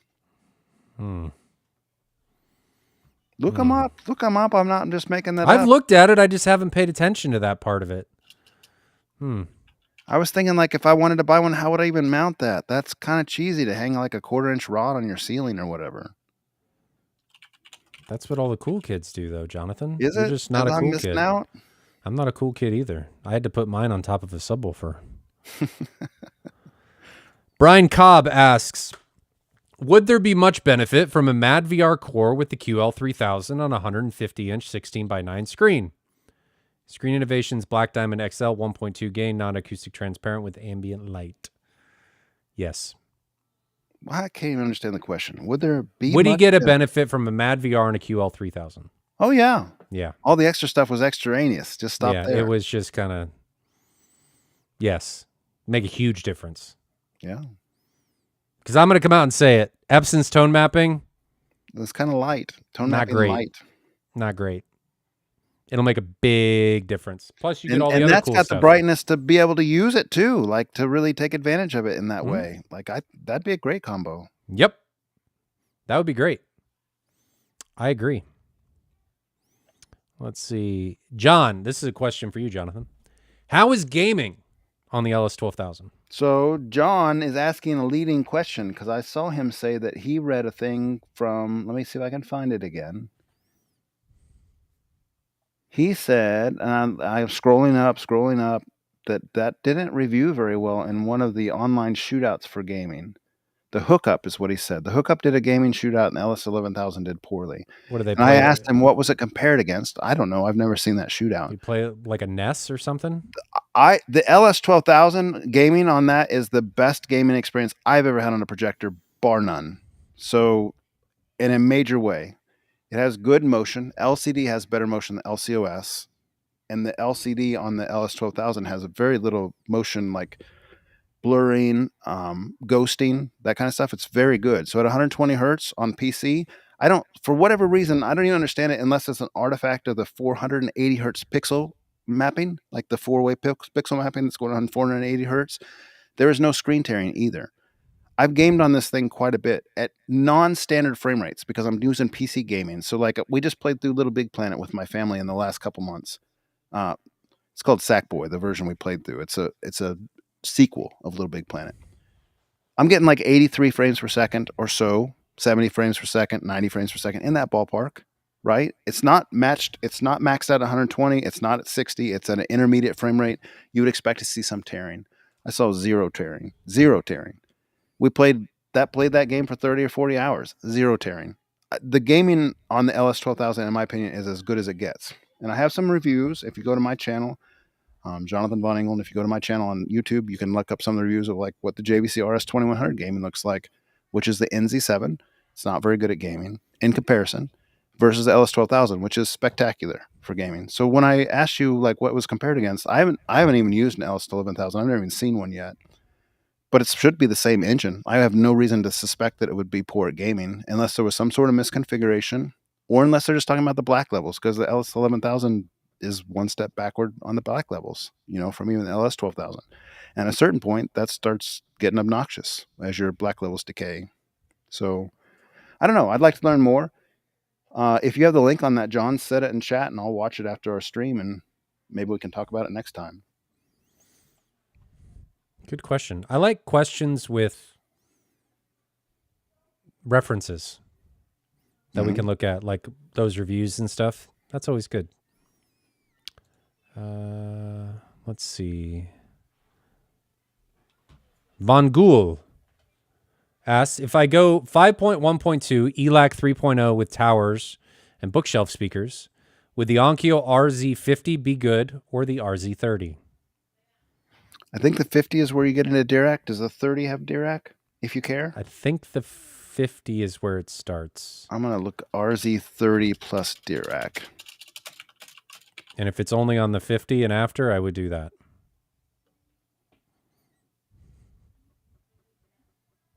This isn't proving to be easily found. Oh, it does have Dirac. Oh. Latest technology like built-in Dirac Live. So what are we getting on RZ30? We're getting 100 watts per channel. We're getting Dirac out of the box. We're getting THX certification. Probably just less channels than the RZ50. Let me see if I can do RZ50 versus RZ30. Before buying anything, I would want to confirm if it's the same level of Dirac. Mm-hmm. Just to be sure. I don't see why it wouldn't be on those two.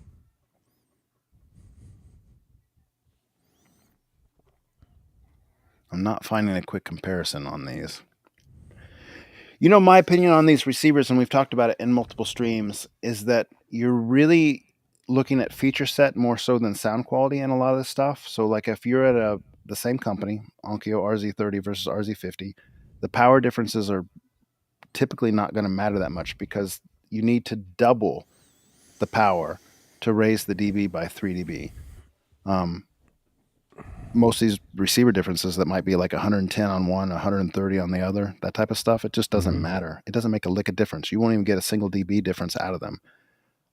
But what does matter is channel count, or bells and whistles, that kind of stuff, more so than audibility. Like they're going to have the same THD, they're going to have the same SYNAD if they're the same product line, or at least close enough not to matter the human ear. So like you're really paying for features. So if it has what you want on RZ30 and it has the channel count you need, it's probably good enough. Without knowing any more than that, I can give you that assurance. I had Agreed. a friend, Sheldon, that had an RZ50. He really liked it, thought it was a great receiver. He since has moved to a Denon 6800 and likes that even a little bit better, but that's another big step up in price. So I don't think there's anything wrong with the RZ50, and by virtue of that, I probably don't think there's anything wrong with the RZ30 without even knowing anything about it. Agreed. Good question. Mm-hmm. Abe Froman, what is the current best all-around projector that includes 3D? Christy Griffin. He said best, so. To go with MadVR 150 inch. Back within the realm of reason. He's talking MadVR Extreme. It's not this Christy isn't a budget Griffin. build. Isn't that the $16,000 MadVR? Yeah. So it's not a budget build. The Griffin can do 3D, I think, at 120p per eye. So at that point, you're talking $100,000 projector, right? Yeah. Ish. He didn't. Yeah. JVC NZ9 is kind of the consumer level. Can the 900 best, do right? can do 3D? I I think know a lot so. of them are dumping it. Is it the NZ900 now? Is that the? Yeah, maybe it's just Sony that can't do it. Is JVC still doing it? I'm pretty sure it does 3D. I'm checking. I think you lose it on the NZ500 and the NZ700, but I think you gain it back on the NZ800 and the NZ900. It supports it. So says projectorscreen.com. Yeah. Well, okay. So in the realm of most mortal men, that is a $26,000 projector, and that's Then probably best in class for that the price range. JVC NZ900. And if you go into the boutique world, you've got like Barco and you've got Christie. The two that I would do in the boutique world are the Christie M4K 15 and 25, and then the Griffin. If you go above the NZ900. You in the market, Abe? We did John's super chat already. When was the last time you watched a 3D movie? I haven't watched one since I had my Panasonic 8000, which was 2018-ish, maybe. What I don't about think you? I've ever watched one at home. Because I have that sensitivity to PWM, the glasses always didn't work for me. Like Yeah. it was a pain to watch. I enjoy a 3D movie, but I have to use the passive glasses at like the commercial theater. Like the active glasses are no good for me. It's not fun for me. But I wish they had the passive technology at home. The last time they did the passive technology at home was like 2013, and they quit doing it. Yeah. Now you got to do active technology, Yeah. and that stinks. The Yeah. batteries are always out on the glasses. Mid-movie, someone's glasses will die. You got 6 pairs of glasses. One of them won't be working. Someone's glasses desync. It just I ruins kind the of think the experience. Griffin can do passive. That's fantastic if it can. I'll have to look into I got a that. pile full of glasses I can bring over and we can watch something. I'm just imagining us just like doing all this with glasses and Well, looking at each they're other, and just we the have passive ones, 15. like the ones you get for real 3D at the theater. Yeah. Is what I'm talking about. Yeah. There's no battery. You just put I'll them have to on. try. I'll have to look into that more. That'd be awesome. Shane N asks, "Is there a good site to do research on screen projector on Screen types. projector screen types? So projector screen types." Yes, I think Pixel Pusher has a great. Let me find that thread. Pixel Pusher 15 did some study on projector screens. He did. I think his the Stewart measurements are wrong, but I think everything else is okay. He even admits that it could have been an error. Do you have a link to that by chance? I'm trying. I do not. I will find it. Keep going. I will put it in chat. Shane, just look at a multitude of different sources. Pixel Pusher measured a bunch of different materials. And again, I just encourage you to look at sources, validate, and come up with your own conclusions. But Pixel Pusher provides a lot of good information. That is now in chat. It's a website called pixelht.com is the domain. And then he's got 25 acoustically transparent screen materials measured, reviewed, and studied. I think we got one more question unless somebody asks something quick. The Crow asks, I have a JTR 110 connected to D-Sonic amps. When the amps are in standby, I hear a small hiss. But when it's on, quiet as mouse. And it is on power conditioners. Any suggestions? I think it's got a muting circuit. And I think when it's on, it's engaging the muting circuit. If there's no audio playing to it. Crow, I want you to test something. I want you to play something and then stop playing, pause it, and see if the hissing, like if you have your ear right next to it, see if the hissing is there and then goes away. If it goes away after being there for a second, you have a muting circuit that's engaging. Speaker power does this. Any thoughts, Jonathan? I don't have any experience with D-Sonic amps whatsoever. Have you played with them? No. I mean, That was I don't. just a guess. Are they XLR connected?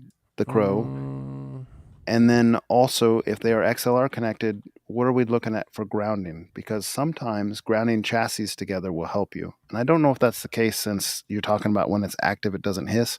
But like in my case, I had to ground all my amps to my AVR to my plug.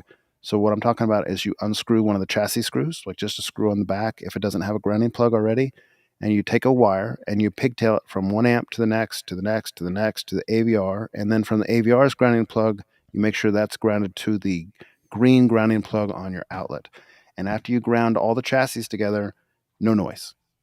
And if I take that well, off in my room, it's like a dang helicopter yeah, buzzing. but your AVR is also not grounded. It doesn't have a ground pin on the power plug. Well, at any rate, all the AVRs I've ever had have made a lot of noise when you get all these amps hooked up. Because I have six, seven, eight. I have 8 amps connected to my AVR, plus a projector that's run to the other room that's on a different circuit with HDMI makes buzzing, which you may or may not have run into, It's on a Ryan. different, yeah, Yep, I've run into yeah, that for sure. So on you a get different all these circuit. things. You get all these things that are making their own form of 60 hertz hum or just interference, and it's like it's obnoxious. Once you do that grounding trick I just mentioned, no noise, So it none. looks like the D Sonics have RCA and XLR. They have both. So I mean, if he's using the RCA on that, could that be not really though? If it's active and not making the sound, I probably think it's a not. muting circuit, be my guess. What that'll do is when it's not playing sound, if there's any hiss because of the ground floor or the noise floor, it will mute it. You won't be able to hear it. But as soon as you turn audio on and then turn it off, that muting circuit doesn't kick in until it stops detecting audio for a couple seconds. Then it'll turn on and you'll stop hearing hiss. So I kind of wonder if that's going on. Reasonable. I think so. I'm not always wrong. Just most of the time. So they said we missed a question from Charlie B. I don't remember seeing a question from Charlie B. Charlie B. Somebody repost it.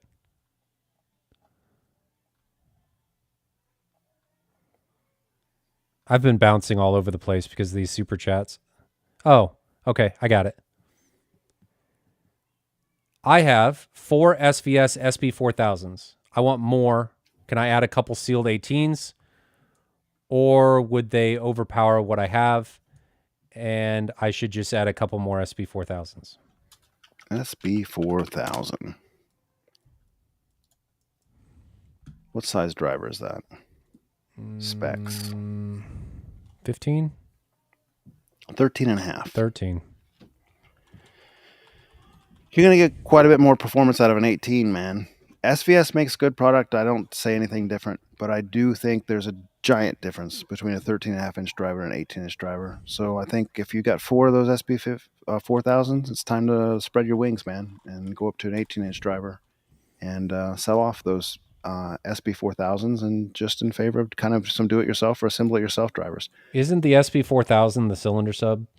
Not on the website. It's like it's a nice looking driver, like an ash wood square box with a modern digital amp on the front of it. Kind of a. I mean, I'm looking at it right now on the SBS site. It's a 13-inch driver? 13 and a half. So it's probably pretty similar to the SB13 Ultra? Yes, I would say that's probably pretty close. So Audioholics has a review on this.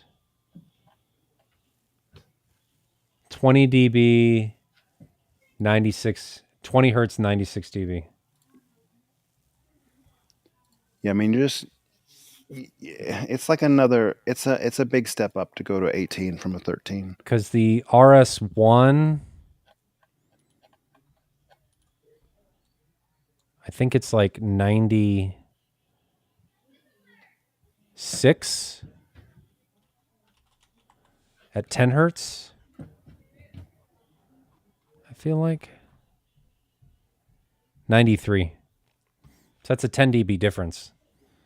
Well, 108 actually. Yeah, it's 10 dB difference at 20. It's actually 12 dB. That's Huge. a lot. That's a lot. That's huge. So I would say sell those SB4000s, invest in the 18s.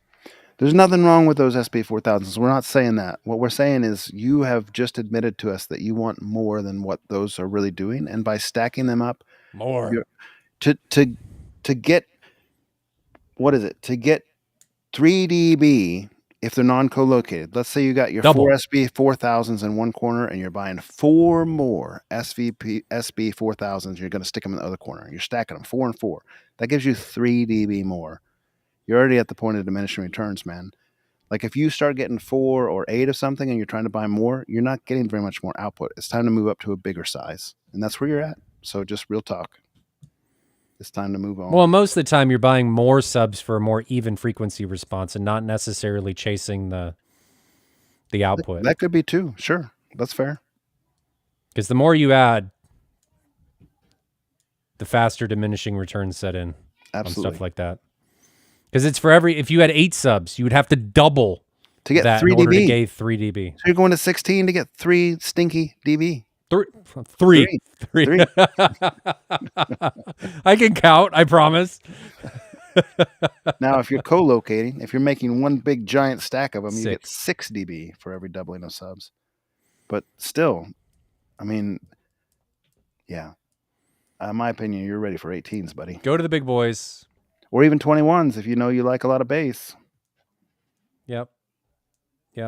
24s. GSG Audio has 32. 32s.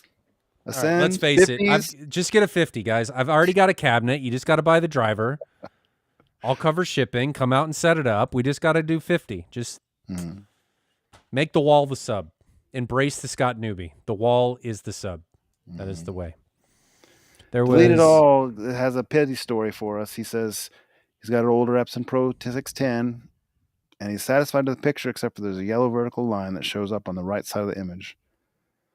It is time. Say your goodbyes. It is time. Served you well. It's time to delete it.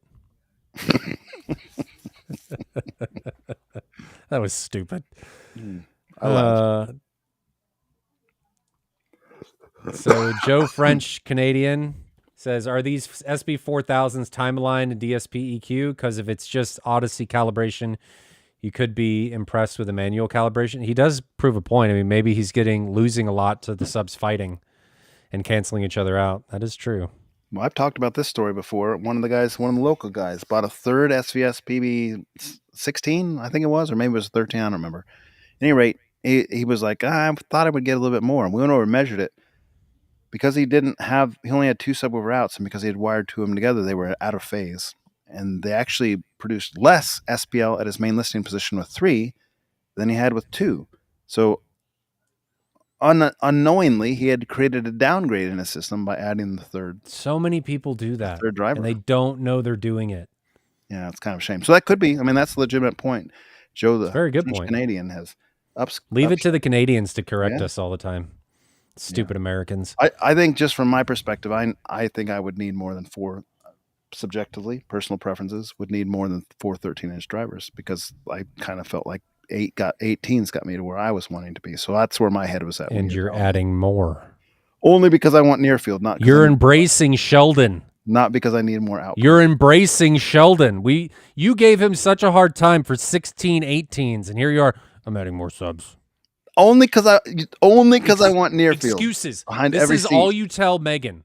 I just want near field. That's why I want more. I just want this. It's not because I feel like I need more. It's because I want more near field. I want excuses. Near field. Every seat needs to be wonderfully tactile. Abe asks me, do you still prefer the Epson over the JVC? And I say yes, for a multitude of reasons I've talked about. He likes Optima. No, Optima is not preferred over either one. It has its own bias lighting. Not that I've seen. Yeah. That includes motion. That includes, like in my case, there was a better image uniformity. There was HDMI CEC, which means that one controller, my little app remote, can control everything. To be clear, though, this is against the NZ7. Uh-huh. There are less There's a lot of different ways this could go. Going to NZ8, but for the money, the LS12000 is still the best. LS 12,000 had better interscene contrast. It had better motion for gaming. It didn't have PWM. Like there was a lot of factors, not just one or two things that I like better about the Epson. So for me, for my taste, Jonathan speaking, yes. There was somebody up here. Ryan asked, We'll what come do back you to you, Eric. use for the theater? Oh, God, if I could talk. What do you use for theater lighting systems? What do you use? We're both different, I'm sure. I use Govee lighting, my little We're very can similar. lights, and then I have RGB 50/50 strings inside my speakers. So that's what I'm doing. I just went with Philips Hue. I bought them off eBay. Mm-hmm. They were like 70% off. Yeah, those Chinese Philip Hues, do you? I don't know. These won't interface with my app. They won't be No, they interface just fine. They're great. I don't have any problems with them. They interface with Philips Hue. They smell like Philips Hue. Smell like it. I know that's weird, but they have a smell, and they definitely had the same smell. That's really bizarre that I'm saying that. Hey, I can tell your light's authentic because of the way it smells. Jesus. Do you have one of those like bloodhound sniffers? Can you smell things real well? Yeah. Mm. I have that, so smells really bother me. And then there's a word for it, but I despise hearing people chew. I tried to mute myself when I was eating my food. No, earlier. you were fine. Your mic wasn't picking it up. Yeah.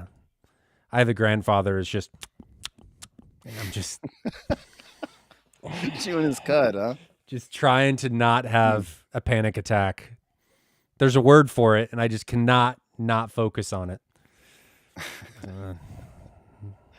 There are worse things. Derek had a question here, and I pulled him up, and we pulled him down too fast. 10 dB increase is a doubling in perceived loudness. Generally, yeah. 6 dB is actually the legitimate by the math doubling of volume, but people somewhere are more like 6 to 10 in that range. I think a big part of that, though, depends on how good your alignment is and stuff, because as we said with the previous question, if things aren't aligned properly, you can get cancellations, and you can get a bunch of different things that you may have to increase the volume more in order to get that perceived output, because it's not hitting the same.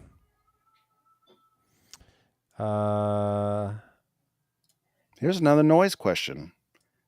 Carlos. Hi, guys. 2 Arendelle subs, 1961 4s. Connected to Denon 4800. I'm getting humming noise from both subs. Now when I listen to 2-channel music, no noise. What do you recommend? Getting humming noise from the subs, but when he listens to music, there's no sound, no noise. Is that because the music's masking it? Like it's still humming and he just can't hear it when the music's playing? Or is it more sinister than that? I don't know. There are a couple things you can do. You can try a ground lift. That's an easy thing to try. You know those little, they're fire hazards, so you didn't hear it here, but you can. It's a good way to check.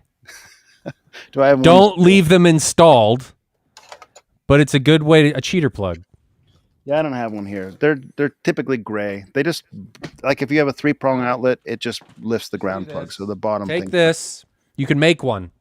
Just cut it off. Take an extension cord and just, there we go.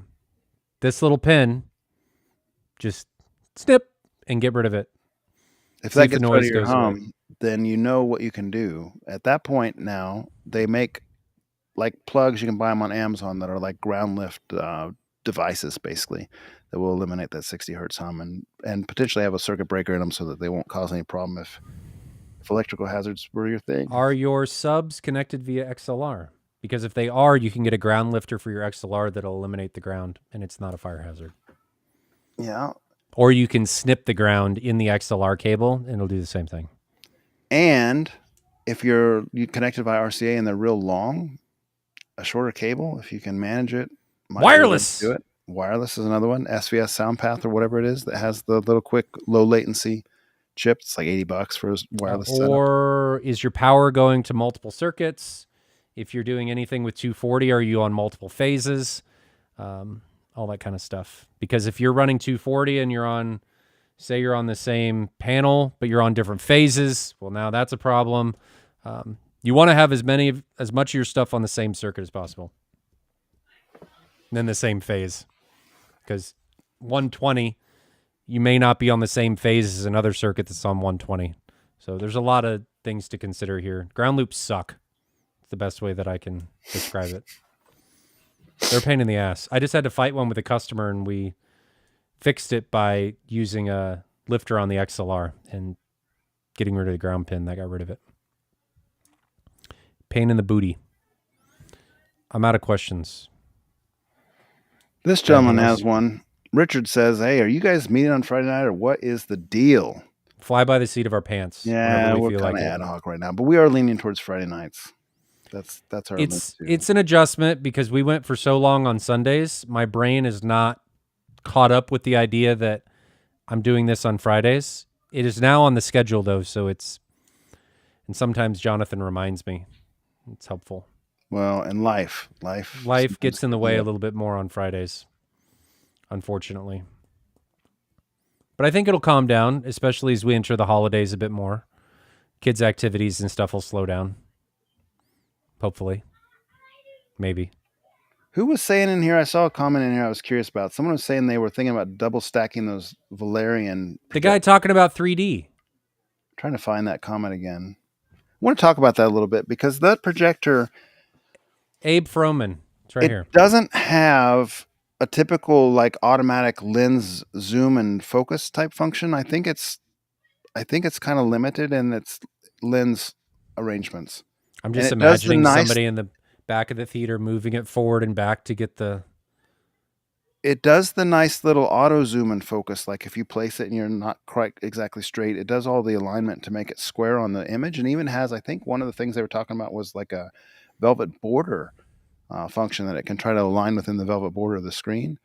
But I don't think it has like very much in the way of like manual calibration. I think a lot of the stuff's automated on those particular projectors, and I think that would be kind of a nightmare. Kind of a nightmare to double stack. So I don't know if he was kind of joking on that or if he was serious. I don't think I'd try to double stack those projectors. My problem with devices that do all of that stuff is they're jacks of everything. They're masters of nothing. Like you're doing so much and you're paying not a lot in comparison to other projectors. What are you paying for? You're paying for all of the niceties. And guys, we're guessing here. Neither of us have seen this projector. It could be amazing, and we could eat our shoe. But given your experience in the industry and your history, your gut is like my gut, thinking that it's probably overhyped. Is that where you're at? I'm at that. It's going to be a big cow turd, is what my history tells me. Middle of a pasture, just one solitary turd sitting up on the hill. I don't know if I'm going that far. Auto-focusing on itself. I am think dial down the hype one notch, maybe 2 notches, because it seems really overhyped on ABS form right now. So maybe you're a sheep turd out there with me, not a cow. I get it. I understand. I understand. I do have a little bit of an update. I got some messages on the side. I do have a little update on the ND2 filter testing I was doing. Yeah. You know how I told you last time that I thought it made it kind of overall too dim and probably wasn't for me in my particular use case. I've been experimenting with it a little bit more. Over the time I was kind of sick, and specifically with that show, The Terror, that I was talking about at the beginning of the podcast. And something of interest here. The Terror is a period sit piece, like I said. It's in the 1840s. Everything's candlelit type lighting. Super dark, super dim, not the Epson's best playground, right? Because the perfect blacks are not perfect black on that kind of material. Epson has, like on those dim, dark scenes, it's kind of a gray, right? We all kind of know this who have dealt with projectors. With the ND2 filter at a low laser setting of 50 to 60%. So we're like, at this point, we're like 1/4 brightness. The Epson's blacks are perfect black. You can't even tell where it's on or off. Like there's no, what is this there's thing? no gray. It's called an ND2 filter. ND2 filter, and it's just a 50% light filter, and it has some sort of. It's supposed to do a little. Which one did you buy? I think it adds a little bit of like softness to the image, if you will. Which one did you buy? I bought a like a Fogata one or something like that. I'm not sure it even matters, but it has like it's supposed to apply like a misty film type aspect to the image. At any rate, where I'm going with this is even if I take the filter off and I just use the Epson at 50% laser, like the lowest, because the Epson's laser is 50 to 100% in 5-degree increments, 5% increments. You can't go lower than 50%. At 50%, the blacks are still like light gray, dark gray, not light gray. That's the wrong word. Dark gray. They're not perfect black. And the ND filter at those low laser levels, now your blacks are actually black. And because it's a set piece with like candlelight, it's supposed to be dim and it looks good dim. And the blacks are, the guy who told me about this said almost OLED level blacks. They're approaching it. They're not OLED level blacks, but they're approaching it. It's as black as your room can be because there's no like where the image goes off and it's just the projectors mixing in with like the black sidebars. You can't tell where the sidebar is or isn't compared to the projector, and that's not the way the Epson normally behaves. You normally can tell like a little bit of elevation, but it's as black as the room is. And at that point, like I said, it's like a a quarter of its normal brightness. So we're not talking like a bright, punchy, vivid image. It's not going to work in all. But for those kind of niche use cases where it's like very specifically something like this, it's actually a really interesting presentation. And because it's kind of got that like misty film like softening that happens, it actually presents a little bit different image than it does normally. And I actually watched 2 or 3 episodes with it on, and then I took it off, and I was playing with the brightness, and I watched the episode with it off, and I was like, I actually like this filter on this particular show. I don't mind that it's real dark and dim. It's supposed to be, and the softer film, the true blacks, it actually had a place. Now, what I have also found, and I think I talked about this in a previous podcast, is that if you run it with ND filter on and you even go to 100% brightness, it's not. I on most content, I don't like it better than just not having the filter. Like it's not a universal win. It's a very niche use case win, but it is a win. Like All I right, chat. actually liked it better I on need that some particular help. content. I need an enormous one of these filters. hmm How big is this lens? The one I bought was 4 inches by 5.65 inches, but you No. need something a lot larger, huh? So the Christie 1.63. Oh, I got to find the lens so I can get its size. So Pavel says, just say no to low laser and filter. And Pavel, I agree with you. I said that last week, but I did happen to find, and I've watched quite a bit of content and just exploring and tinkering. I did happen to find this use case where I like it. I like it. I think it will stay around in my backup drawer for this type of use case. If I'm watching a show just like this, like The Terror, I could not. I was playing around with all kinds of settings. I could not replicate taking the filter off and trying to get to that same type of image quality with the Epson, tinkering with all kinds of settings, HDR slider, tinkering with brightness level settings, tinkering with laser settings. I could not get the same presentation as what it was with the filter. Again, dim, 25% brightness at that point because I'm 50% laser and I'm 50% brightness cut with the filter. So it's dim, but it was enjoyable. I liked it. I mean, I'm at 30% laser. You got a lot of laser to spare. So It would be a way for you to just like it's just a way to increase your black floor a little bit on the kind of content that you need it. That yeah, you absolutely need it. that's what I want to play with. Mm-hmm. I just need a really big one because I think the lens is like over 120 millimeters across. Now, the other little thing is why does the dust attract to it like some sort of magnet? It's ridiculous. There's so much dust on it. I like go and blow it off, and then I go back and after the show, and it's like covered in dust again. Like this has got some sort of static charge on it that's sucking all the dust in the room into it.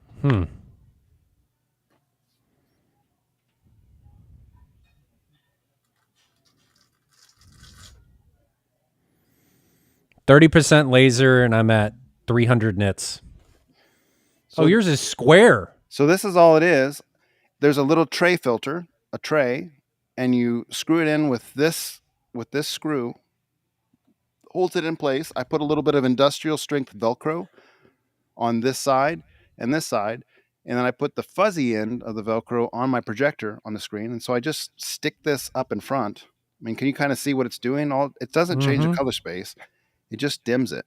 And it's a 50% brightness reduction by the numbers. I mean, that's what it does. And it's a neutral filter, so it doesn't change anything else. But also, my camera's so bad you can't tell. It also has a little bit of like just a softening effect. Like it's not, they have some sort of coating on it that makes it not quite as sharp as it is normally. So how that plays out is on the Epson, on my size screen, if you look for it, you can see a pixel grid, or you can see kind of like the pixels a little bit, just a little bit, faint. With this, there's no pixels. You can't see pixels. It's not enough to. I don't want to lose 50% brightness at 100% laser. Like I don't. On most of my content, I don't want this. But there is content where it comes out and kind of speaks to me. Speaks to me. Fair enough.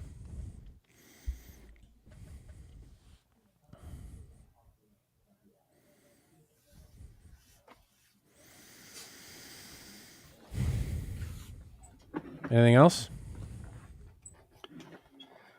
Peter says, if I wash it with water, it might destatic the lens. It's got to be worth a try because that thing just sucks dust to it.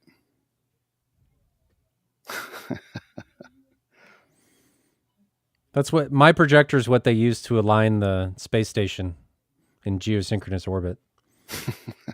Just face it up and they line up off of it.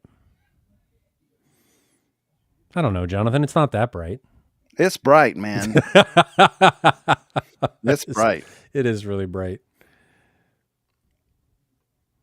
Uh-oh, Tim says, can't see the pixel grid. I'll be the judge of that. Yeah, Tim, let's do it. He's one of my friends here in Kansas City. Come over and take a look, see what you think. And he's not sensitive to PWM? He's not. He also doesn't see VRR the same way I do. Variable refresh rate. Obviously, he's not that sensitive.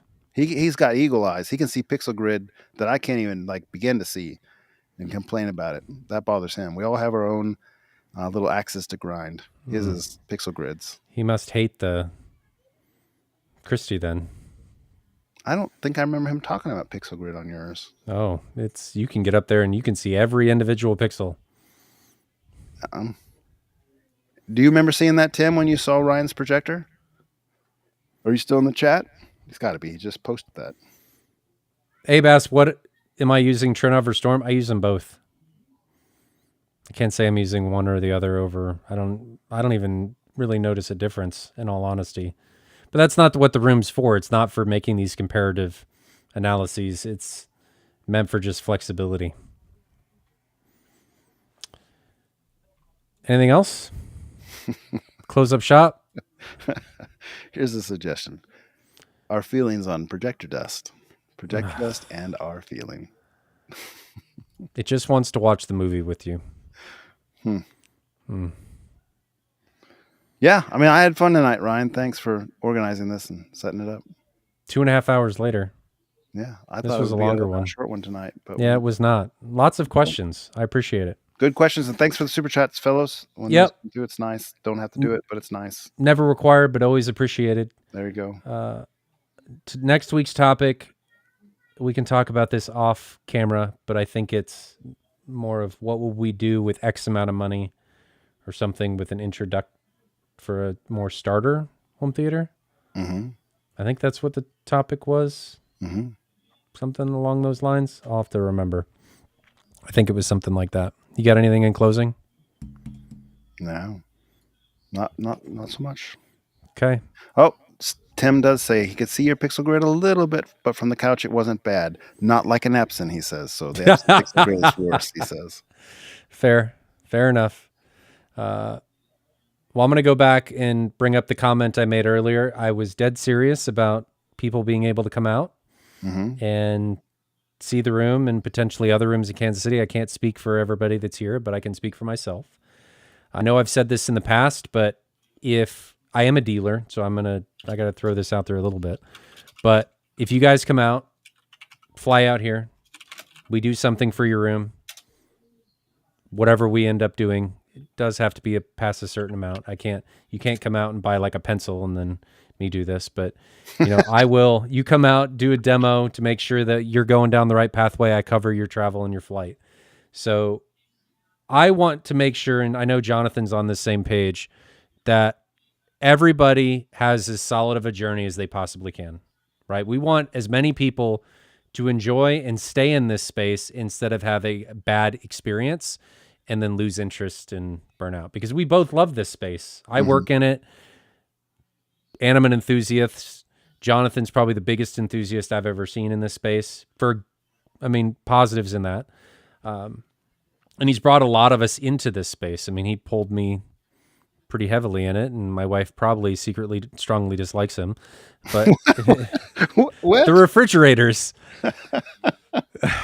you single-handedly are the reason those JTRs existed. Uh-huh. Yeah. So if you guys need anything, have any questions about anything, feel free to reach out. I'm going to put my email address in chat, but you can go to hometheatersavants.com. Even if you don't buy anything, I just want people to have a positive experience. So again, Fridays are the new day until we decide otherwise, which I don't think will be anytime soon. I think Fridays is going to be the day. We may bounce around a little bit depending on the Friday schedule, but just expect Friday, I think, for the foreseeable future. And this might be a possibility. You're talking about turn of the year type maybe thing for this What? KC theater crawl, like on screen. Are we doing one? Maybe, possibly. Well, you wanted to do one next year, like in 25. But yeah, we're going to do one. Like between winter and spring, it would be my suggestion. So like first quarter. Yeah. In first that quarter time frame would work well for our family, for my family. Yes. First quarter is probably when it's going to happen. I would imagine late February, March-ish. We can even work out the details, even maybe through April. But in that area, we probably will do something. Yeah, that's definitely going to happen. And then I'm going to do my get-together next month, because I think 23rd, you said. Yeah, it's time. Finally. So things happening. We need to get the get-togethers in Kansas City happening again. They kind of went away. We should. I guess I'm organizing one. It's just for the ask. There's plenty of people that would like to do it. It's just so like I've been busy not organizing it, and I think people are kind of in the same boat. Late summer, early fall. It's a busy time of year. Summer gets busy, and then it starts falling off, and people start getting into theaters and having good ideas. So, until next time, I think next Friday, the more introductory home theater thing that we're going to talk about. Plan on that one. And if you guys have any questions, feel free to write them in the comments or save them until next week's stream. I'm Ryan. I'm Jonathan. And until next Friday. This is the AV Experience.